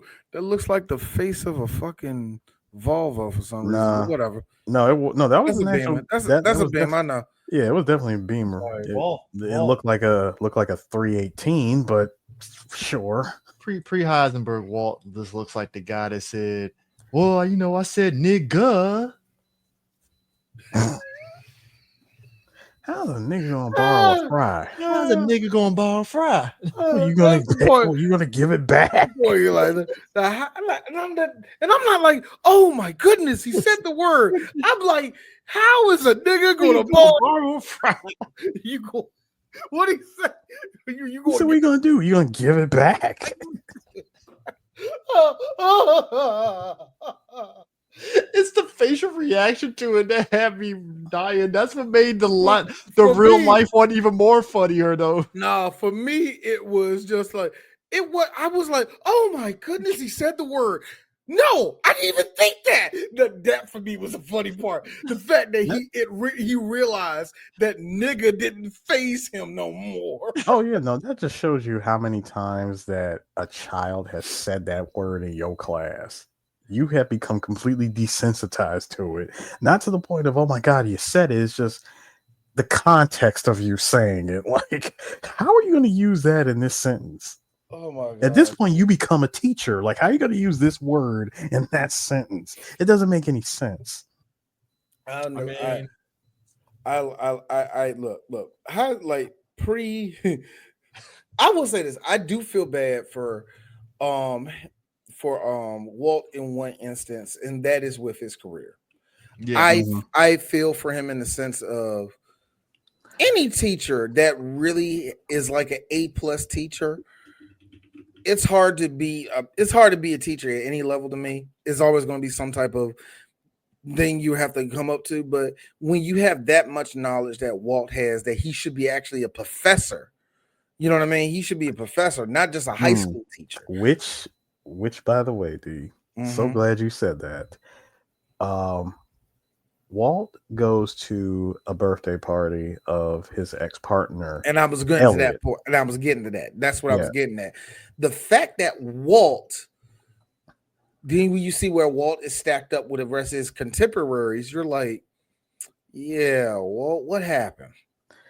It wasn't even so much what happened. I think nobody. You know what I mean? That's how I felt. Like, what happened? What was the deciding factor that you go, nah, I can't be with this. You know, I can't be over there. And the thing is, for him, seeing how he's surrounded by all these people, and especially when you found out the birthday present that he gave Elliot, which was the pack of ramen noodles. Boy, the way that Elliot played that off, he laughs and goes, "Oh my God, this is like a perfect inside joke, but I'm gonna explain it anyway." It was to our broke days in college. We survived off of this while we were learning, gray matter and all this other stuff. Just scientific word with the antithesis of scientific word. It's like we like this was our lifeblood. When we couldn't afford like real food, it was terrible for us, but we lived off of this. He's like, thank you, Walt. In a way, just if you were Walt, would this come off as condescending to you? Because not for me. At least no, not for you. I can see. I can see where it does come off condescending, but I think I'm gonna give Walt the benefit of the doubt for this. I'm not gonna make this a bad moment. I'm glad you liked it. You know what I mean? Like, because it looked like Walt was enjoying himself, despite. Well, here's my former best friend and my best friend's wife who I used to be with. Now he's fucking her. Yeah. I'm just here with my wife, which by the way, Eris. Skylar in that blue dress though. Which by the way, Eris. Okay. Anytime you hear me defend Skylar, no. Mm-hmm. But she is my all right, now hear me out. Skylar has always been my now hear me out. Yeah. Hear D out before I she's always been my hear me out. All right. I will be that guy and say when I saw Skylar in that blue dress, I will not lie to you. This was me. Harris, I was gonna put that up for a reason. You know why I was gonna put that up? What? Harris. So you think they're milking? Oh, sir. Milking there? Sir. That's what I was gonna put that up. Sir. No risk, no reward. No risk, no reward. It didn't even, the sick part about it is it didn't even matter if she was pregnant. But here's the thing. It did. The way that she looked in that dress, I was like, I am mad. I see what you're doing. Like Mrs. White, I see what you're doing. And I approve. Skylar kills all of that by just talking. That she does. Oh my God. Make it matters. Make matters with Skylar. I hate her so much. Make matters worse, by the way, D.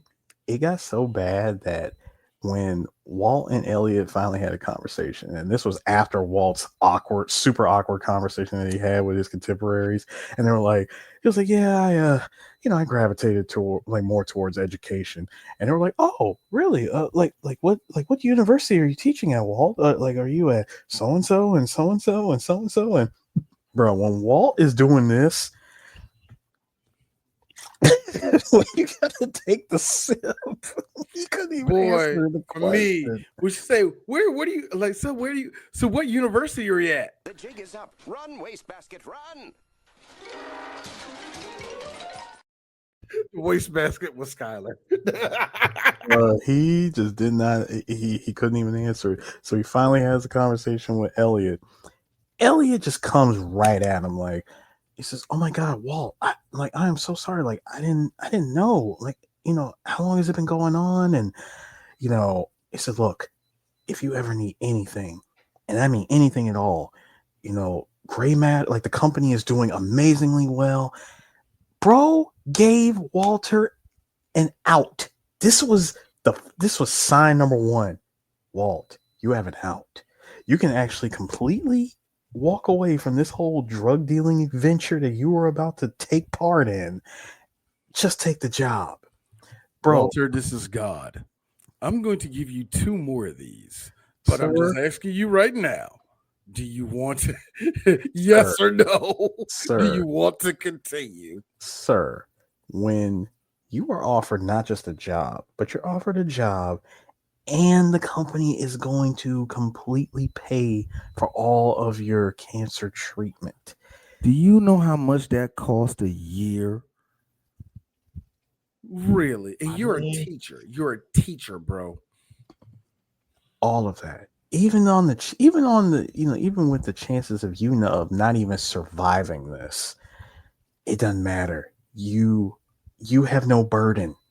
Your former colleagues that built this company with you. And I get where you're coming from, Walt. Yes, I know. You left real early at the time with only $5,000. Yes, you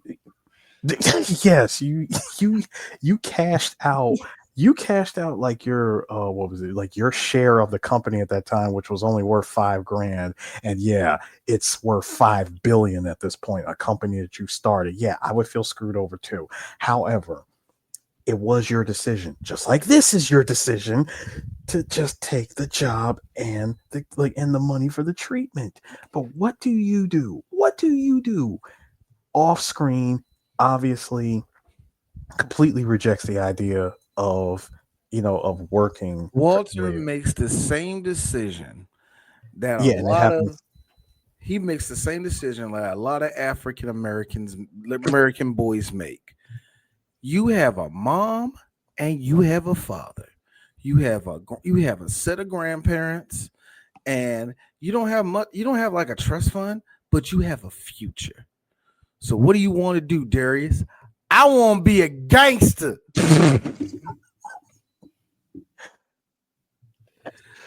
Are you trying to go to school? I'm trying to go to the trap house, shorty. You make A's in school, and I'm trying to get some ass. You know, here's where it's actually interesting. You see, See, I'm a rapper. See, I'm a rapper. No, here's where I'm a rapper though. You are offered one of a handful of outs, literal outs. The second time, and this is probably one of the greatest moments in season 1, is when Walt decides to meet Gretchen alone at a restaurant. And instead of just hearing her out about now, real quick. They used to be lovers, right? Yes, they were together. They were clearly used to be lovers. I just want to make sure I'm not confusing it with a different storyline. I want to say honestly, before Elliot was even in the picture. See, it's kind of vague how Vince Gilligan like shows the interaction between the two of them even in the past, but that time when you see like that side of Walt being the dreamer, they're over here trying to figure out what makes. What is like the key ingredients of what makes the human body, like literally the live action version of Ed, like of Ed listing all the ingredients from Full Metal Alchemist. That was the first thing I thought about. We got to make sure what's inside the body, Al. Like we got to make sure Mom's coming back. And they're like, what's the key ingredient that's missing? Love, Ed. Don't start this shit, Al. That's metaphysical, not real. It's like, what's the key ingredient that's missing? It's the soul. That's right. Yeah, soulmanite. What the fuck, nigga? No, dude, just that scene was just, it feels like it's out, like it just comes out of nowhere. But the truth is that you're seeing what Walt used to be before we see the full descent into Heisenberg later. But dude, that scene where they meet each other and the way that he tells her off, it's like, dude, you have been holding on to that. Yes, he's been holding on. But that makes sense. That makes sense because it is going back to what you said at the start of this episode is the fact of Walt just kind of being in that headspace of just like, what the fuck? Whatever, something clearly not only. See, here's the thing. I think the misconception is that I won't say misconception because this actually goes in the second season. I'm not even going to that. But the way I feel is that Walter isn't full of regret where it's full of that was taken away from me. Yes. You know what I mean? But again, going back to what I just said, you were offered a choice, and I was just a nigga. You was given a choice back then. Yeah, you're given a choice now. You made the choice to leave the relationship because you found out that the girl that I'm dating just happens to be a super rich girl of the Southwest. Mm-hmm. Yeah. Who knew? And you felt you were inferior to her, and that just ate you up. I mean, bruh, like the literal acid that you use to dissolve freaking Emilio. You really let that inferiority complex hit you that hard that your girl happens to have way more money than you possibly could ever have. I mean, again. And I won't even go as that far to say inferiority complex, but you're exactly right. Oh, it's definitely an inferiority complex. You have this idea. Now, they don't like you said, they really don't dig into it too hard. They don't. You can tell that they should have. But it does go into how Walter sees himself, or at least, later on how he used to see himself as somebody that was weak, somebody that wasn't good enough, somebody that was okay with taking the B route instead of the A route. You know what I mean? in doing so, he regrets his decision. He's like I said, when you full of regret and resentment, what do you think is going to be pouring out of you? That part is going to be pure rage. So by the time we get to him putting the squeegee on the freaking what's her face on the fucking battery, slamming the crystal down, nearly deafening everybody in that room. You know what I mean? Like, by you get to that point, all you're getting is his rage and his anger, and all of that becomes the thing that he wasn't, something that he never had. Here's power. my thing. Power. He was, and yes, there many times from here on out, he thinks he's the smartest one in the room, and he gets bitten the ass for it. But I hate saying this, he's still the smartest in the room. But here's my thing to you. That becomes a conflict for him out. If we end this episode like this, let me ask you this. Let's say Walt never got into the drug game. And, obviously he gets that whole thing of, hey, you have lung cancer and all that stuff, right? Do you think that rage would have came out in a different way during his chemotherapy? Well, do you think it would have came out in some? Do you think it was still came out in some way? See, because of that diagnosis. Because diagnosis like that does have people kind of calculating what they did in the past and all that. So would that have actually sped him up, actually being pissed off? Well, no, Chris, it's more than that. See, hearing that type of news after after going through your whole life, you hit 50 and then you find out that you have stage 3 inoperable lung cancer, right? It's like, of all the things that could smack me in the face, it's this. And the way that Walt chooses to process it is, I heard what you said. I heard I have inoperable lung cancer, but doc, you got like a little bit of mustard on your thing there. Even the doc was looking at him like, Mr. White, do you understand what I just told you? This is just someone who hasn't like fully let that rage like come out. Yeah, he needed circumstances. Remember, he went like the other part of the straw that broke the camel's back is that he went back to his part-time job at the car wash, and he sees his students that was earlier messing around in the back, not paying him any attention or taking him seriously whatsoever. And when they discover that, oh my God, guess who's actually washing, my rich boyfriend's car, and they see it's the science teacher. It's, dude, very humiliating, right? Oh yeah. So when he cusses out Bogdan and quits the job, like quits his part-time job, it's that descent into rage. Yeah. And from that rage is pride and ego, which is why he didn't want to take the job that Elliot was offering him. Mm-hmm. And the fact that of all the things that he could have full control of, it's chemistry.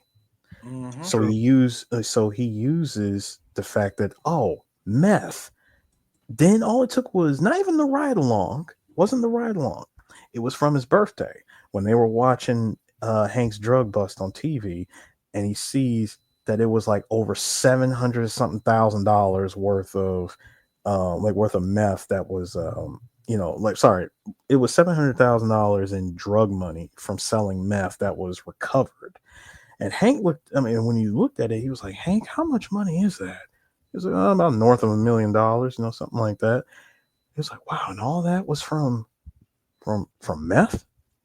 So, he starts putting two and two and two and two and two together, and just by chance, the one person who is actually selling drugs is a former student of mine. It's like, dude, the planets could not align any better than this. Mm-hmm. Everything was working. Like, I would say everything was presented in Walt's favor. And yes, he did choose the path he chose the path of rage, ego, pride, and, greed, and ultimately hubris. Mm-hmm. All because he wanted to be in full control, which is what Heisenberg is. Heisenberg is just not, as you said, the smartest man in the room, but the man who's in full control. Even when you got him pinned down with the Gustav gun pointed at him, he still manages to outsmart everybody in the room. Even when he is disarmed so much, he's still trying to figure a way out. 2 examples of it, and we don't have to talk about it all, but the box cutter episode, you need me and Jesse to make this. You can't, you're still talking. Yep. Yeah. You're still talking. Despite you being smart, you being real stupid right now, you're still talking. And the second episode, listen, I can make sure, you dumb ass. I was with Hank, like, how are you so smart? And yet they're gonna kill me, you idiot. No, it's God, that's season 5, but no. Yeah, I know, but I'm just saying. But those are two very good moments. Yeah.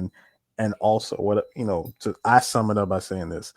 We have seen plenty of times throughout this entire show, not just in season 1, not so much in season 1, but mostly throughout the remainder of the series, that Walt is way too smart for his own good. That part.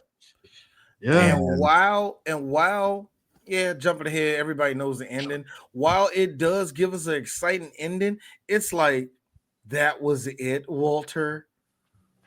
Really? Yeah. Nah, but I'm gonna wait till we get to that final episode, because I have a perfect explanation as to why it went out the way it did. I know. I'm all good. I'm all good with it. But in the words of Nino Brown, oh, Biff. Look at you now. But real quick, gentlemen. God, there was a part that I wanted to mention to y'all. I actually wanted to ask y'all about this part in particular. Oh God. Okay. So do y'all remember? Oh yes. Not just being in control as Heisenberg, of being, making drugs, and the fact that you walked into a trap house with a bag of fulminated mercury. Dude, one piece of that set off an explosion that blasted out all the windows. And the fact that he was ready to risk it all and throw the whole bag, I'm like, bro, that would have leveled the building. I'm about sure. to say that would have probably destroyed the whole building. Like, everybody was going out. Ringing ears is one thing, dude. Everybody was gonna die.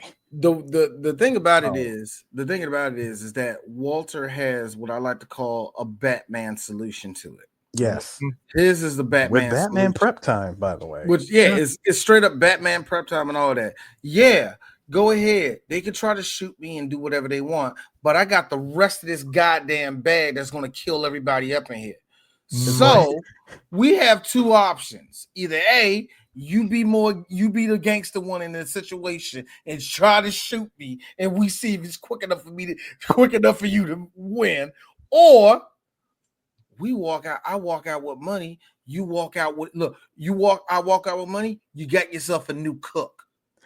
Not to mention that. Go. Hold on, just to show you, by the way, as crazy as Tuco was, that he grinded up that on that meth and snorted it, right? It's bad that when you throw down that one piece of meth and it explodes, and the first thing that he asks you is, "Are you nuts?" The dude who took your partner yesterday saying, "Did I just catch you on the B shit?"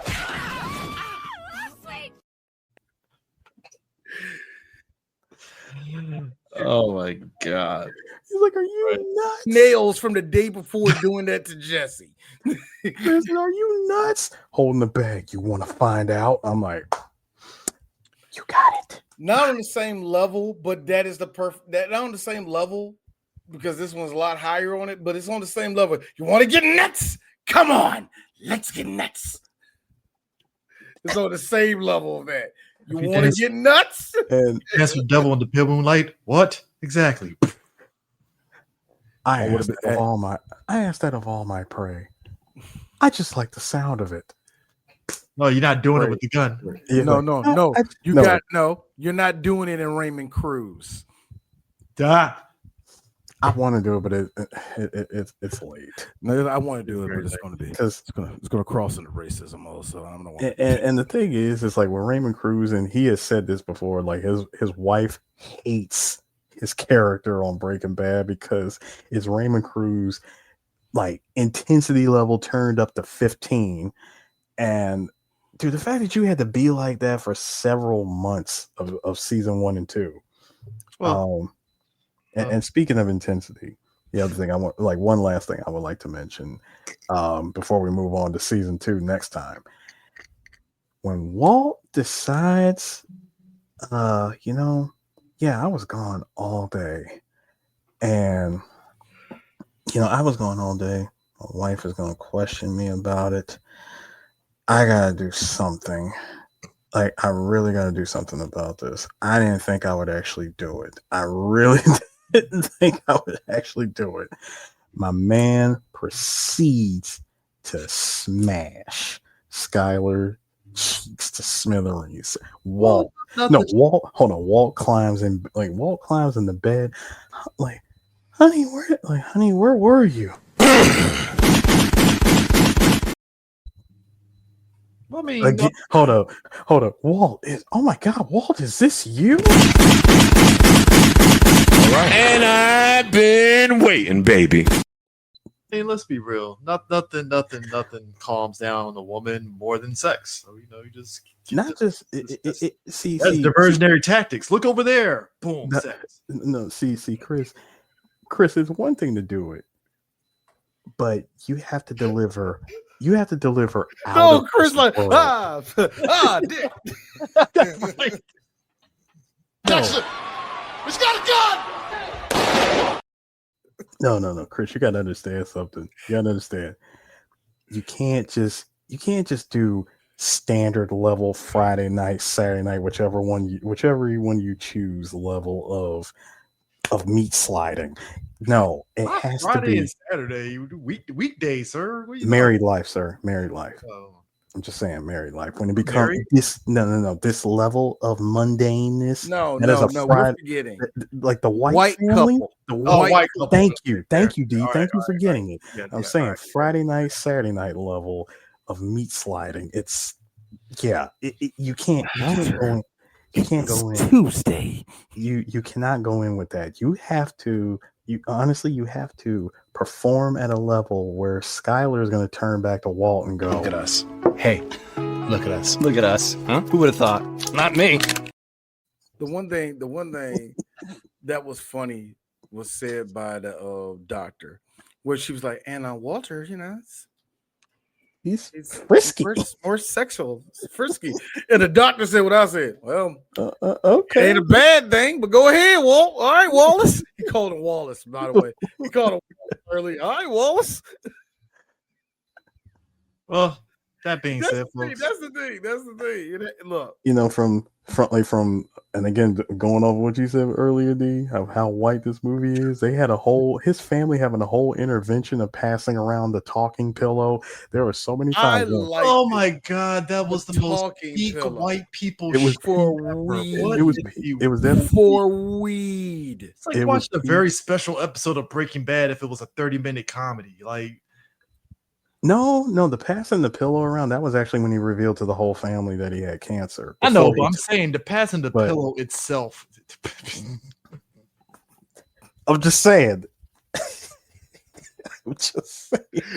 Thank you, Brandy, because I said the same thing when he said this. I'm like, did this turn a BAM episode now all of a sudden? God damn. Like, come on, Chris. We say the hard R. The word BAM doesn't mean nothing no more in the 3 Black Geeks. We have brought it to the main stage. Well, you just opened it up for me because I can finally crack this joke off. Latino for Trump right now. We are not going to do that to Raymond Cruz. We are not going to do that. Despite the fact that was a good one, no, I'm not doing that to Raymond Cruz. All I'm saying is when Raymond Cruz is one. Somebody go check and see if Raymond. Somebody do that. I'm not. I'm scared. Look, I'm scared. Look. Hey, look. If because Hector's one, so I don't know if Raymond is. Oh, Who are these niggas? I cried laughing when I read it. You know what I'm saying? like, we need to stay away from these niggas. You know what's so fun about that clip? Charlemagne is right there. Yes. And we need to stay away from these niggas. No, but I just wanted to say that part of them, the part when they was passing around the pillow and all that stuff. Oh, you said your pussy dead. Shut up, nigga. And no, when Walt, no, seriously, I know why Walt Jr. is mad, but I would have, nigga. When Walt was like, "Look, do y'all understand what chemo is and everything that's happening in my life? I cannot leave my family with that kind of debt. Exactly. I can't do it. Insurance ain't going to cover it. It's ridiculous. I do not want to fight." Walt Jr. Well, that was a load of shit. And it's like, and again, the reason why I hate Walt Jr. is because he doesn't see what I see. He doesn't see his dad actually doing something and not being nowhere close as the soft dude that you think he is. He is more than a man. And I'm gonna say this, because even Hank said it. Let's take Heisenberg out. Your dad's a hell of a fucking man. Yeah. Like, on some real shit. Walt's a good dude, a really good dude. Unfortunately, when you don't, see, black men go through this every day. White people, y'all get this brush every 10 years. Like, I'm not good enough. And y'all go into deep depression. It's called black men, we're like this. Yesterday. First off, pure white depression. I can't take this shit no more, man. I want people to understand something. We had a conversation. This is how great it is. We had a conversation on Twitter, Black Twitter. We were talking about Breaking Bad, and we were basically, all of us said this. I don't know if you two would agree. We said Breaking Bad would be an entirely different show if it was a black guy that was Walt. Because to your point, it will be Snowfall first off. But it's pretty much Snowfall. No, but it's the one aspect of what you said, D. It's the aspect of, to be black, we know how to overcome some shit when it really hits us. White people don't know anything about struggle. So for Walt, like, if a black person got lung cancer, it's like, all right, well, I already know what I need to do. So 2 tears in the bucket, let's keep it moving. You know, I ain't gonna smoke them cigarettes no more. I ain't gonna do this. Yeah. I'ma still go out there on the weekend with Larry and them, because but there's he smoked the cigars. I'm just gonna be around. I'm not gonna partake. I got to still go out there with him. Like, the trajectory of a black Walter White will be different, or an entirely different show. Exactly. It will be an entirely different show. And here's the sick part. It would have never came to drug dealing.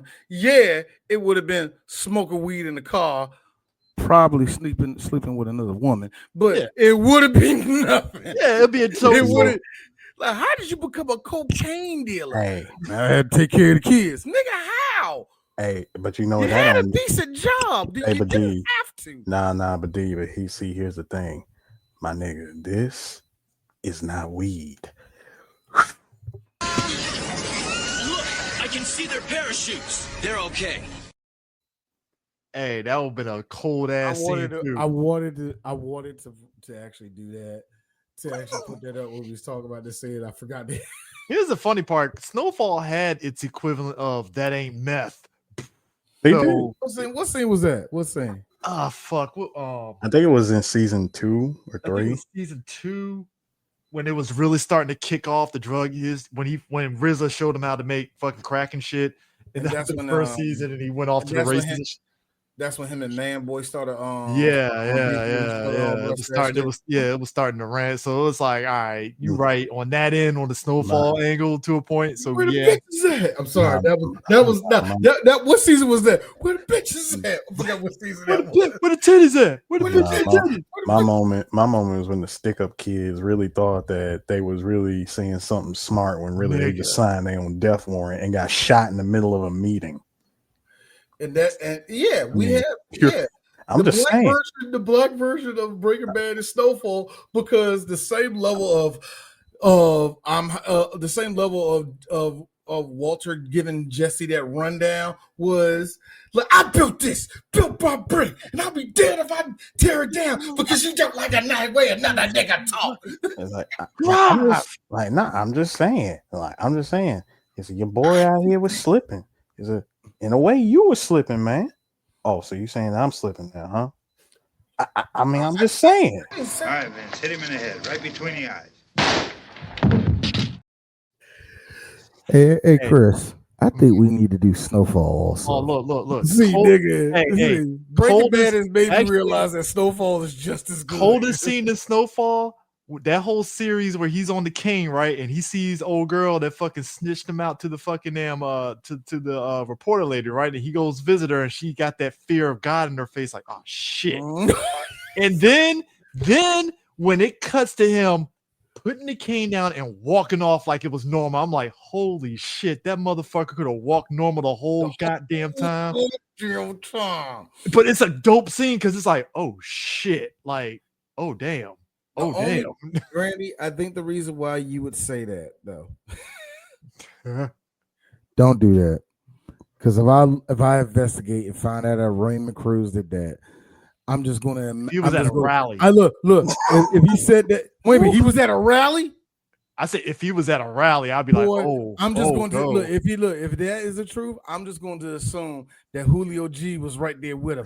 You know, I like Donald Trump. You know, I like Donald Trump. Though he's my cool monkey. You know, like, I'm just going to imagine him there with you. All right. Hey, look. Snowfall. Snowfall. It's literally like you're watching the crack era on TV. The reason why I will say this, Randy, from a kid that grew up, just the first part of my life, not in or around it, but I can hear it. I can smell the vicinity of it. Yeah, I'm in the vicinity of it. I saw dead bodies. I was at school. We used to get on top of the little jungle gym where you could look over the fence where the traps was at, and we saw motherfuckers OD, niggas back there selling and smoking, women back there getting pumped. I'm not even playing with that last part. We seen a lot of crap over that fence.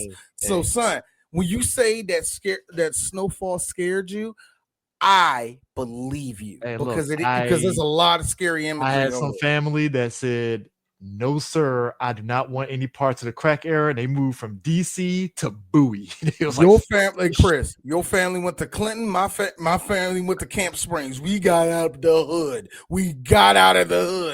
Like, dog. No. Look, I'm in C Pleasant now. I'm in C Pleasant now. If it thinks about going back to 97, I'm out of here, bro. It's not exactly Tuco, but Tuco-ish. On September 8th of 2025, Raymond Cruz was arrested for allegedly spraying a woman with his water hose outside of his house. That is a white woman that got on his property and he that deserves 3 Black Geeks respect. Habibi firebombing got a missile to if them robbers come. I mean, look, you know. This is more Better Call Saul, Tuco. I was just about to say. That was Better Call Saul. I don't think this is Breaking Bad, Tuco. You know. Okay. But anyways, what we got next? So next week, guys, we're still in Cinema Month. Cinema Month until whatever we do for Christmas. But this next episode, we're going to talk about a story that incorporates beautiful music, that incorporates things of what we just did, like fatherhood, having dreams and having them smashed, having to overcome your own demons, having to see someone that you used to admire and they become less than what they are. In fact, they become a monster to you, and they actually become the driving force inside of you. We get to talk about Whiplash. J.K. Simmons verbally abusing a young white male because he don't know how to do studio jazz. That'd be real. And I have to say, it is some of the best authentic, eloquent white man cussing I have ever heard, because I have never heard the term, I quote, end quote, faggot lipped. I have never heard of that quote until this movie. Look, I was actually going to bring. By the way, I was two of them. I mean, you bring seven. Like, seven of them. Thanks to freaking Senior Two Phones. I was gonna mention the Popcorners commercial because we still got plenty of Tuco crazy shenanigans in season 2. Oh yes, we do. I just look. All I'll say is about Whiplash is this: it's one of those things where it really, I ain't gonna say it divided people, but it was definitely one of those movies where, like, if you're a person that watches movies, you enjoyed it, but then like the demographic shift was kind of interesting because, again, black folks, we looked at that movie like, I want to punch this guy in the face. Like, what the fuck? Like, Nah. I don't know about you.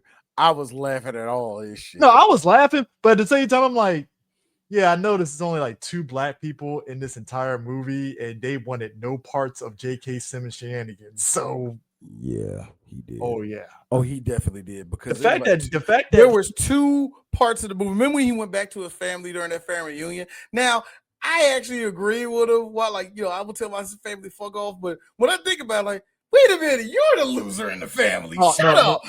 Nah. When he sat there and got at his cousin and was like, yeah, 2 words you will never hear from the NFL, I was like, oh my God. I was like, yes. Now, D approved of all of that. I approve of all. Because it's like, look, because my thing is this, and we'll dive into it when we do it, but I was like this.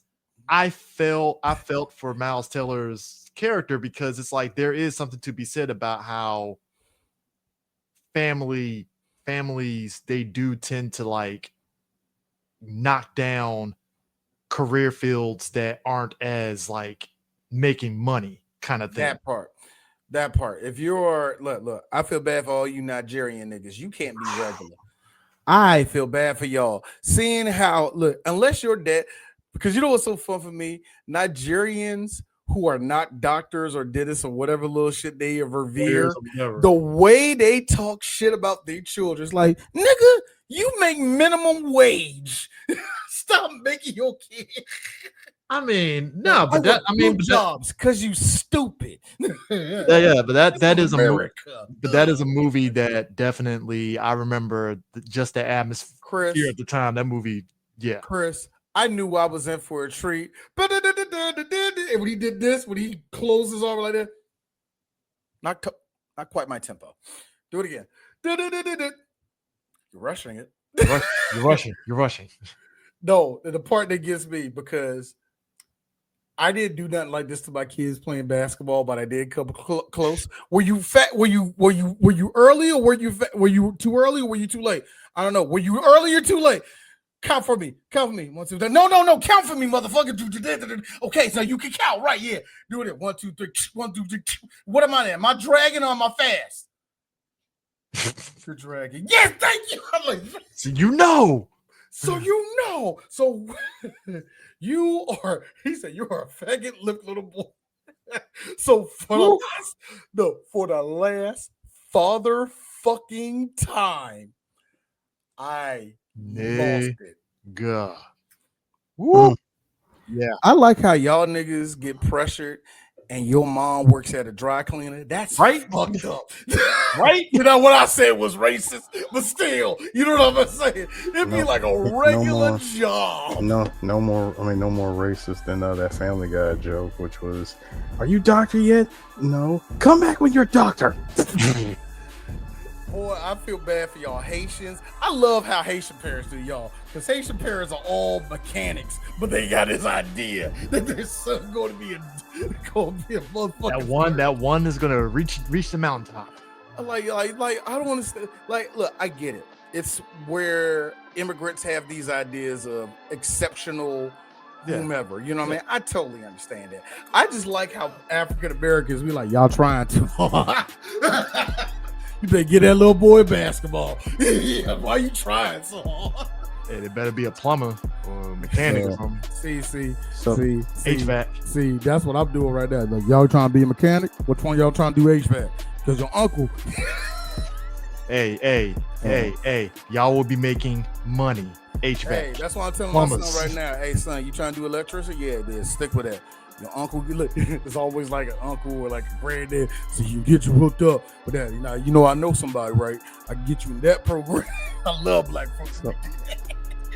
So the next time that we're gonna talk Breaking Bad again for season 2 will be next year. Yeah, next year.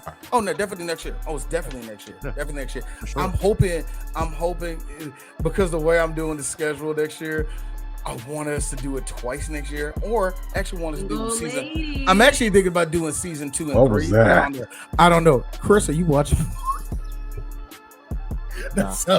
What are you watching? You tell me now. What are you watching? Who was that?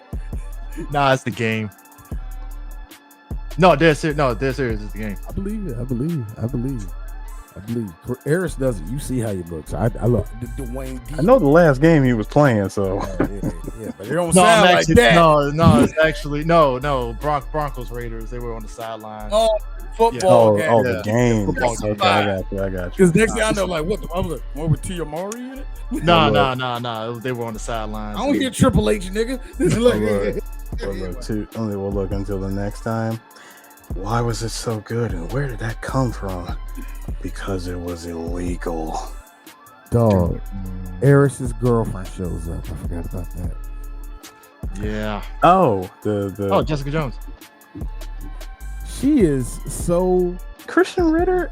She is awesome and yet highly overrated. Love it. I love it. Anyways, that is it. We'll catch you guys later. Peace. You know how I'm thinking of.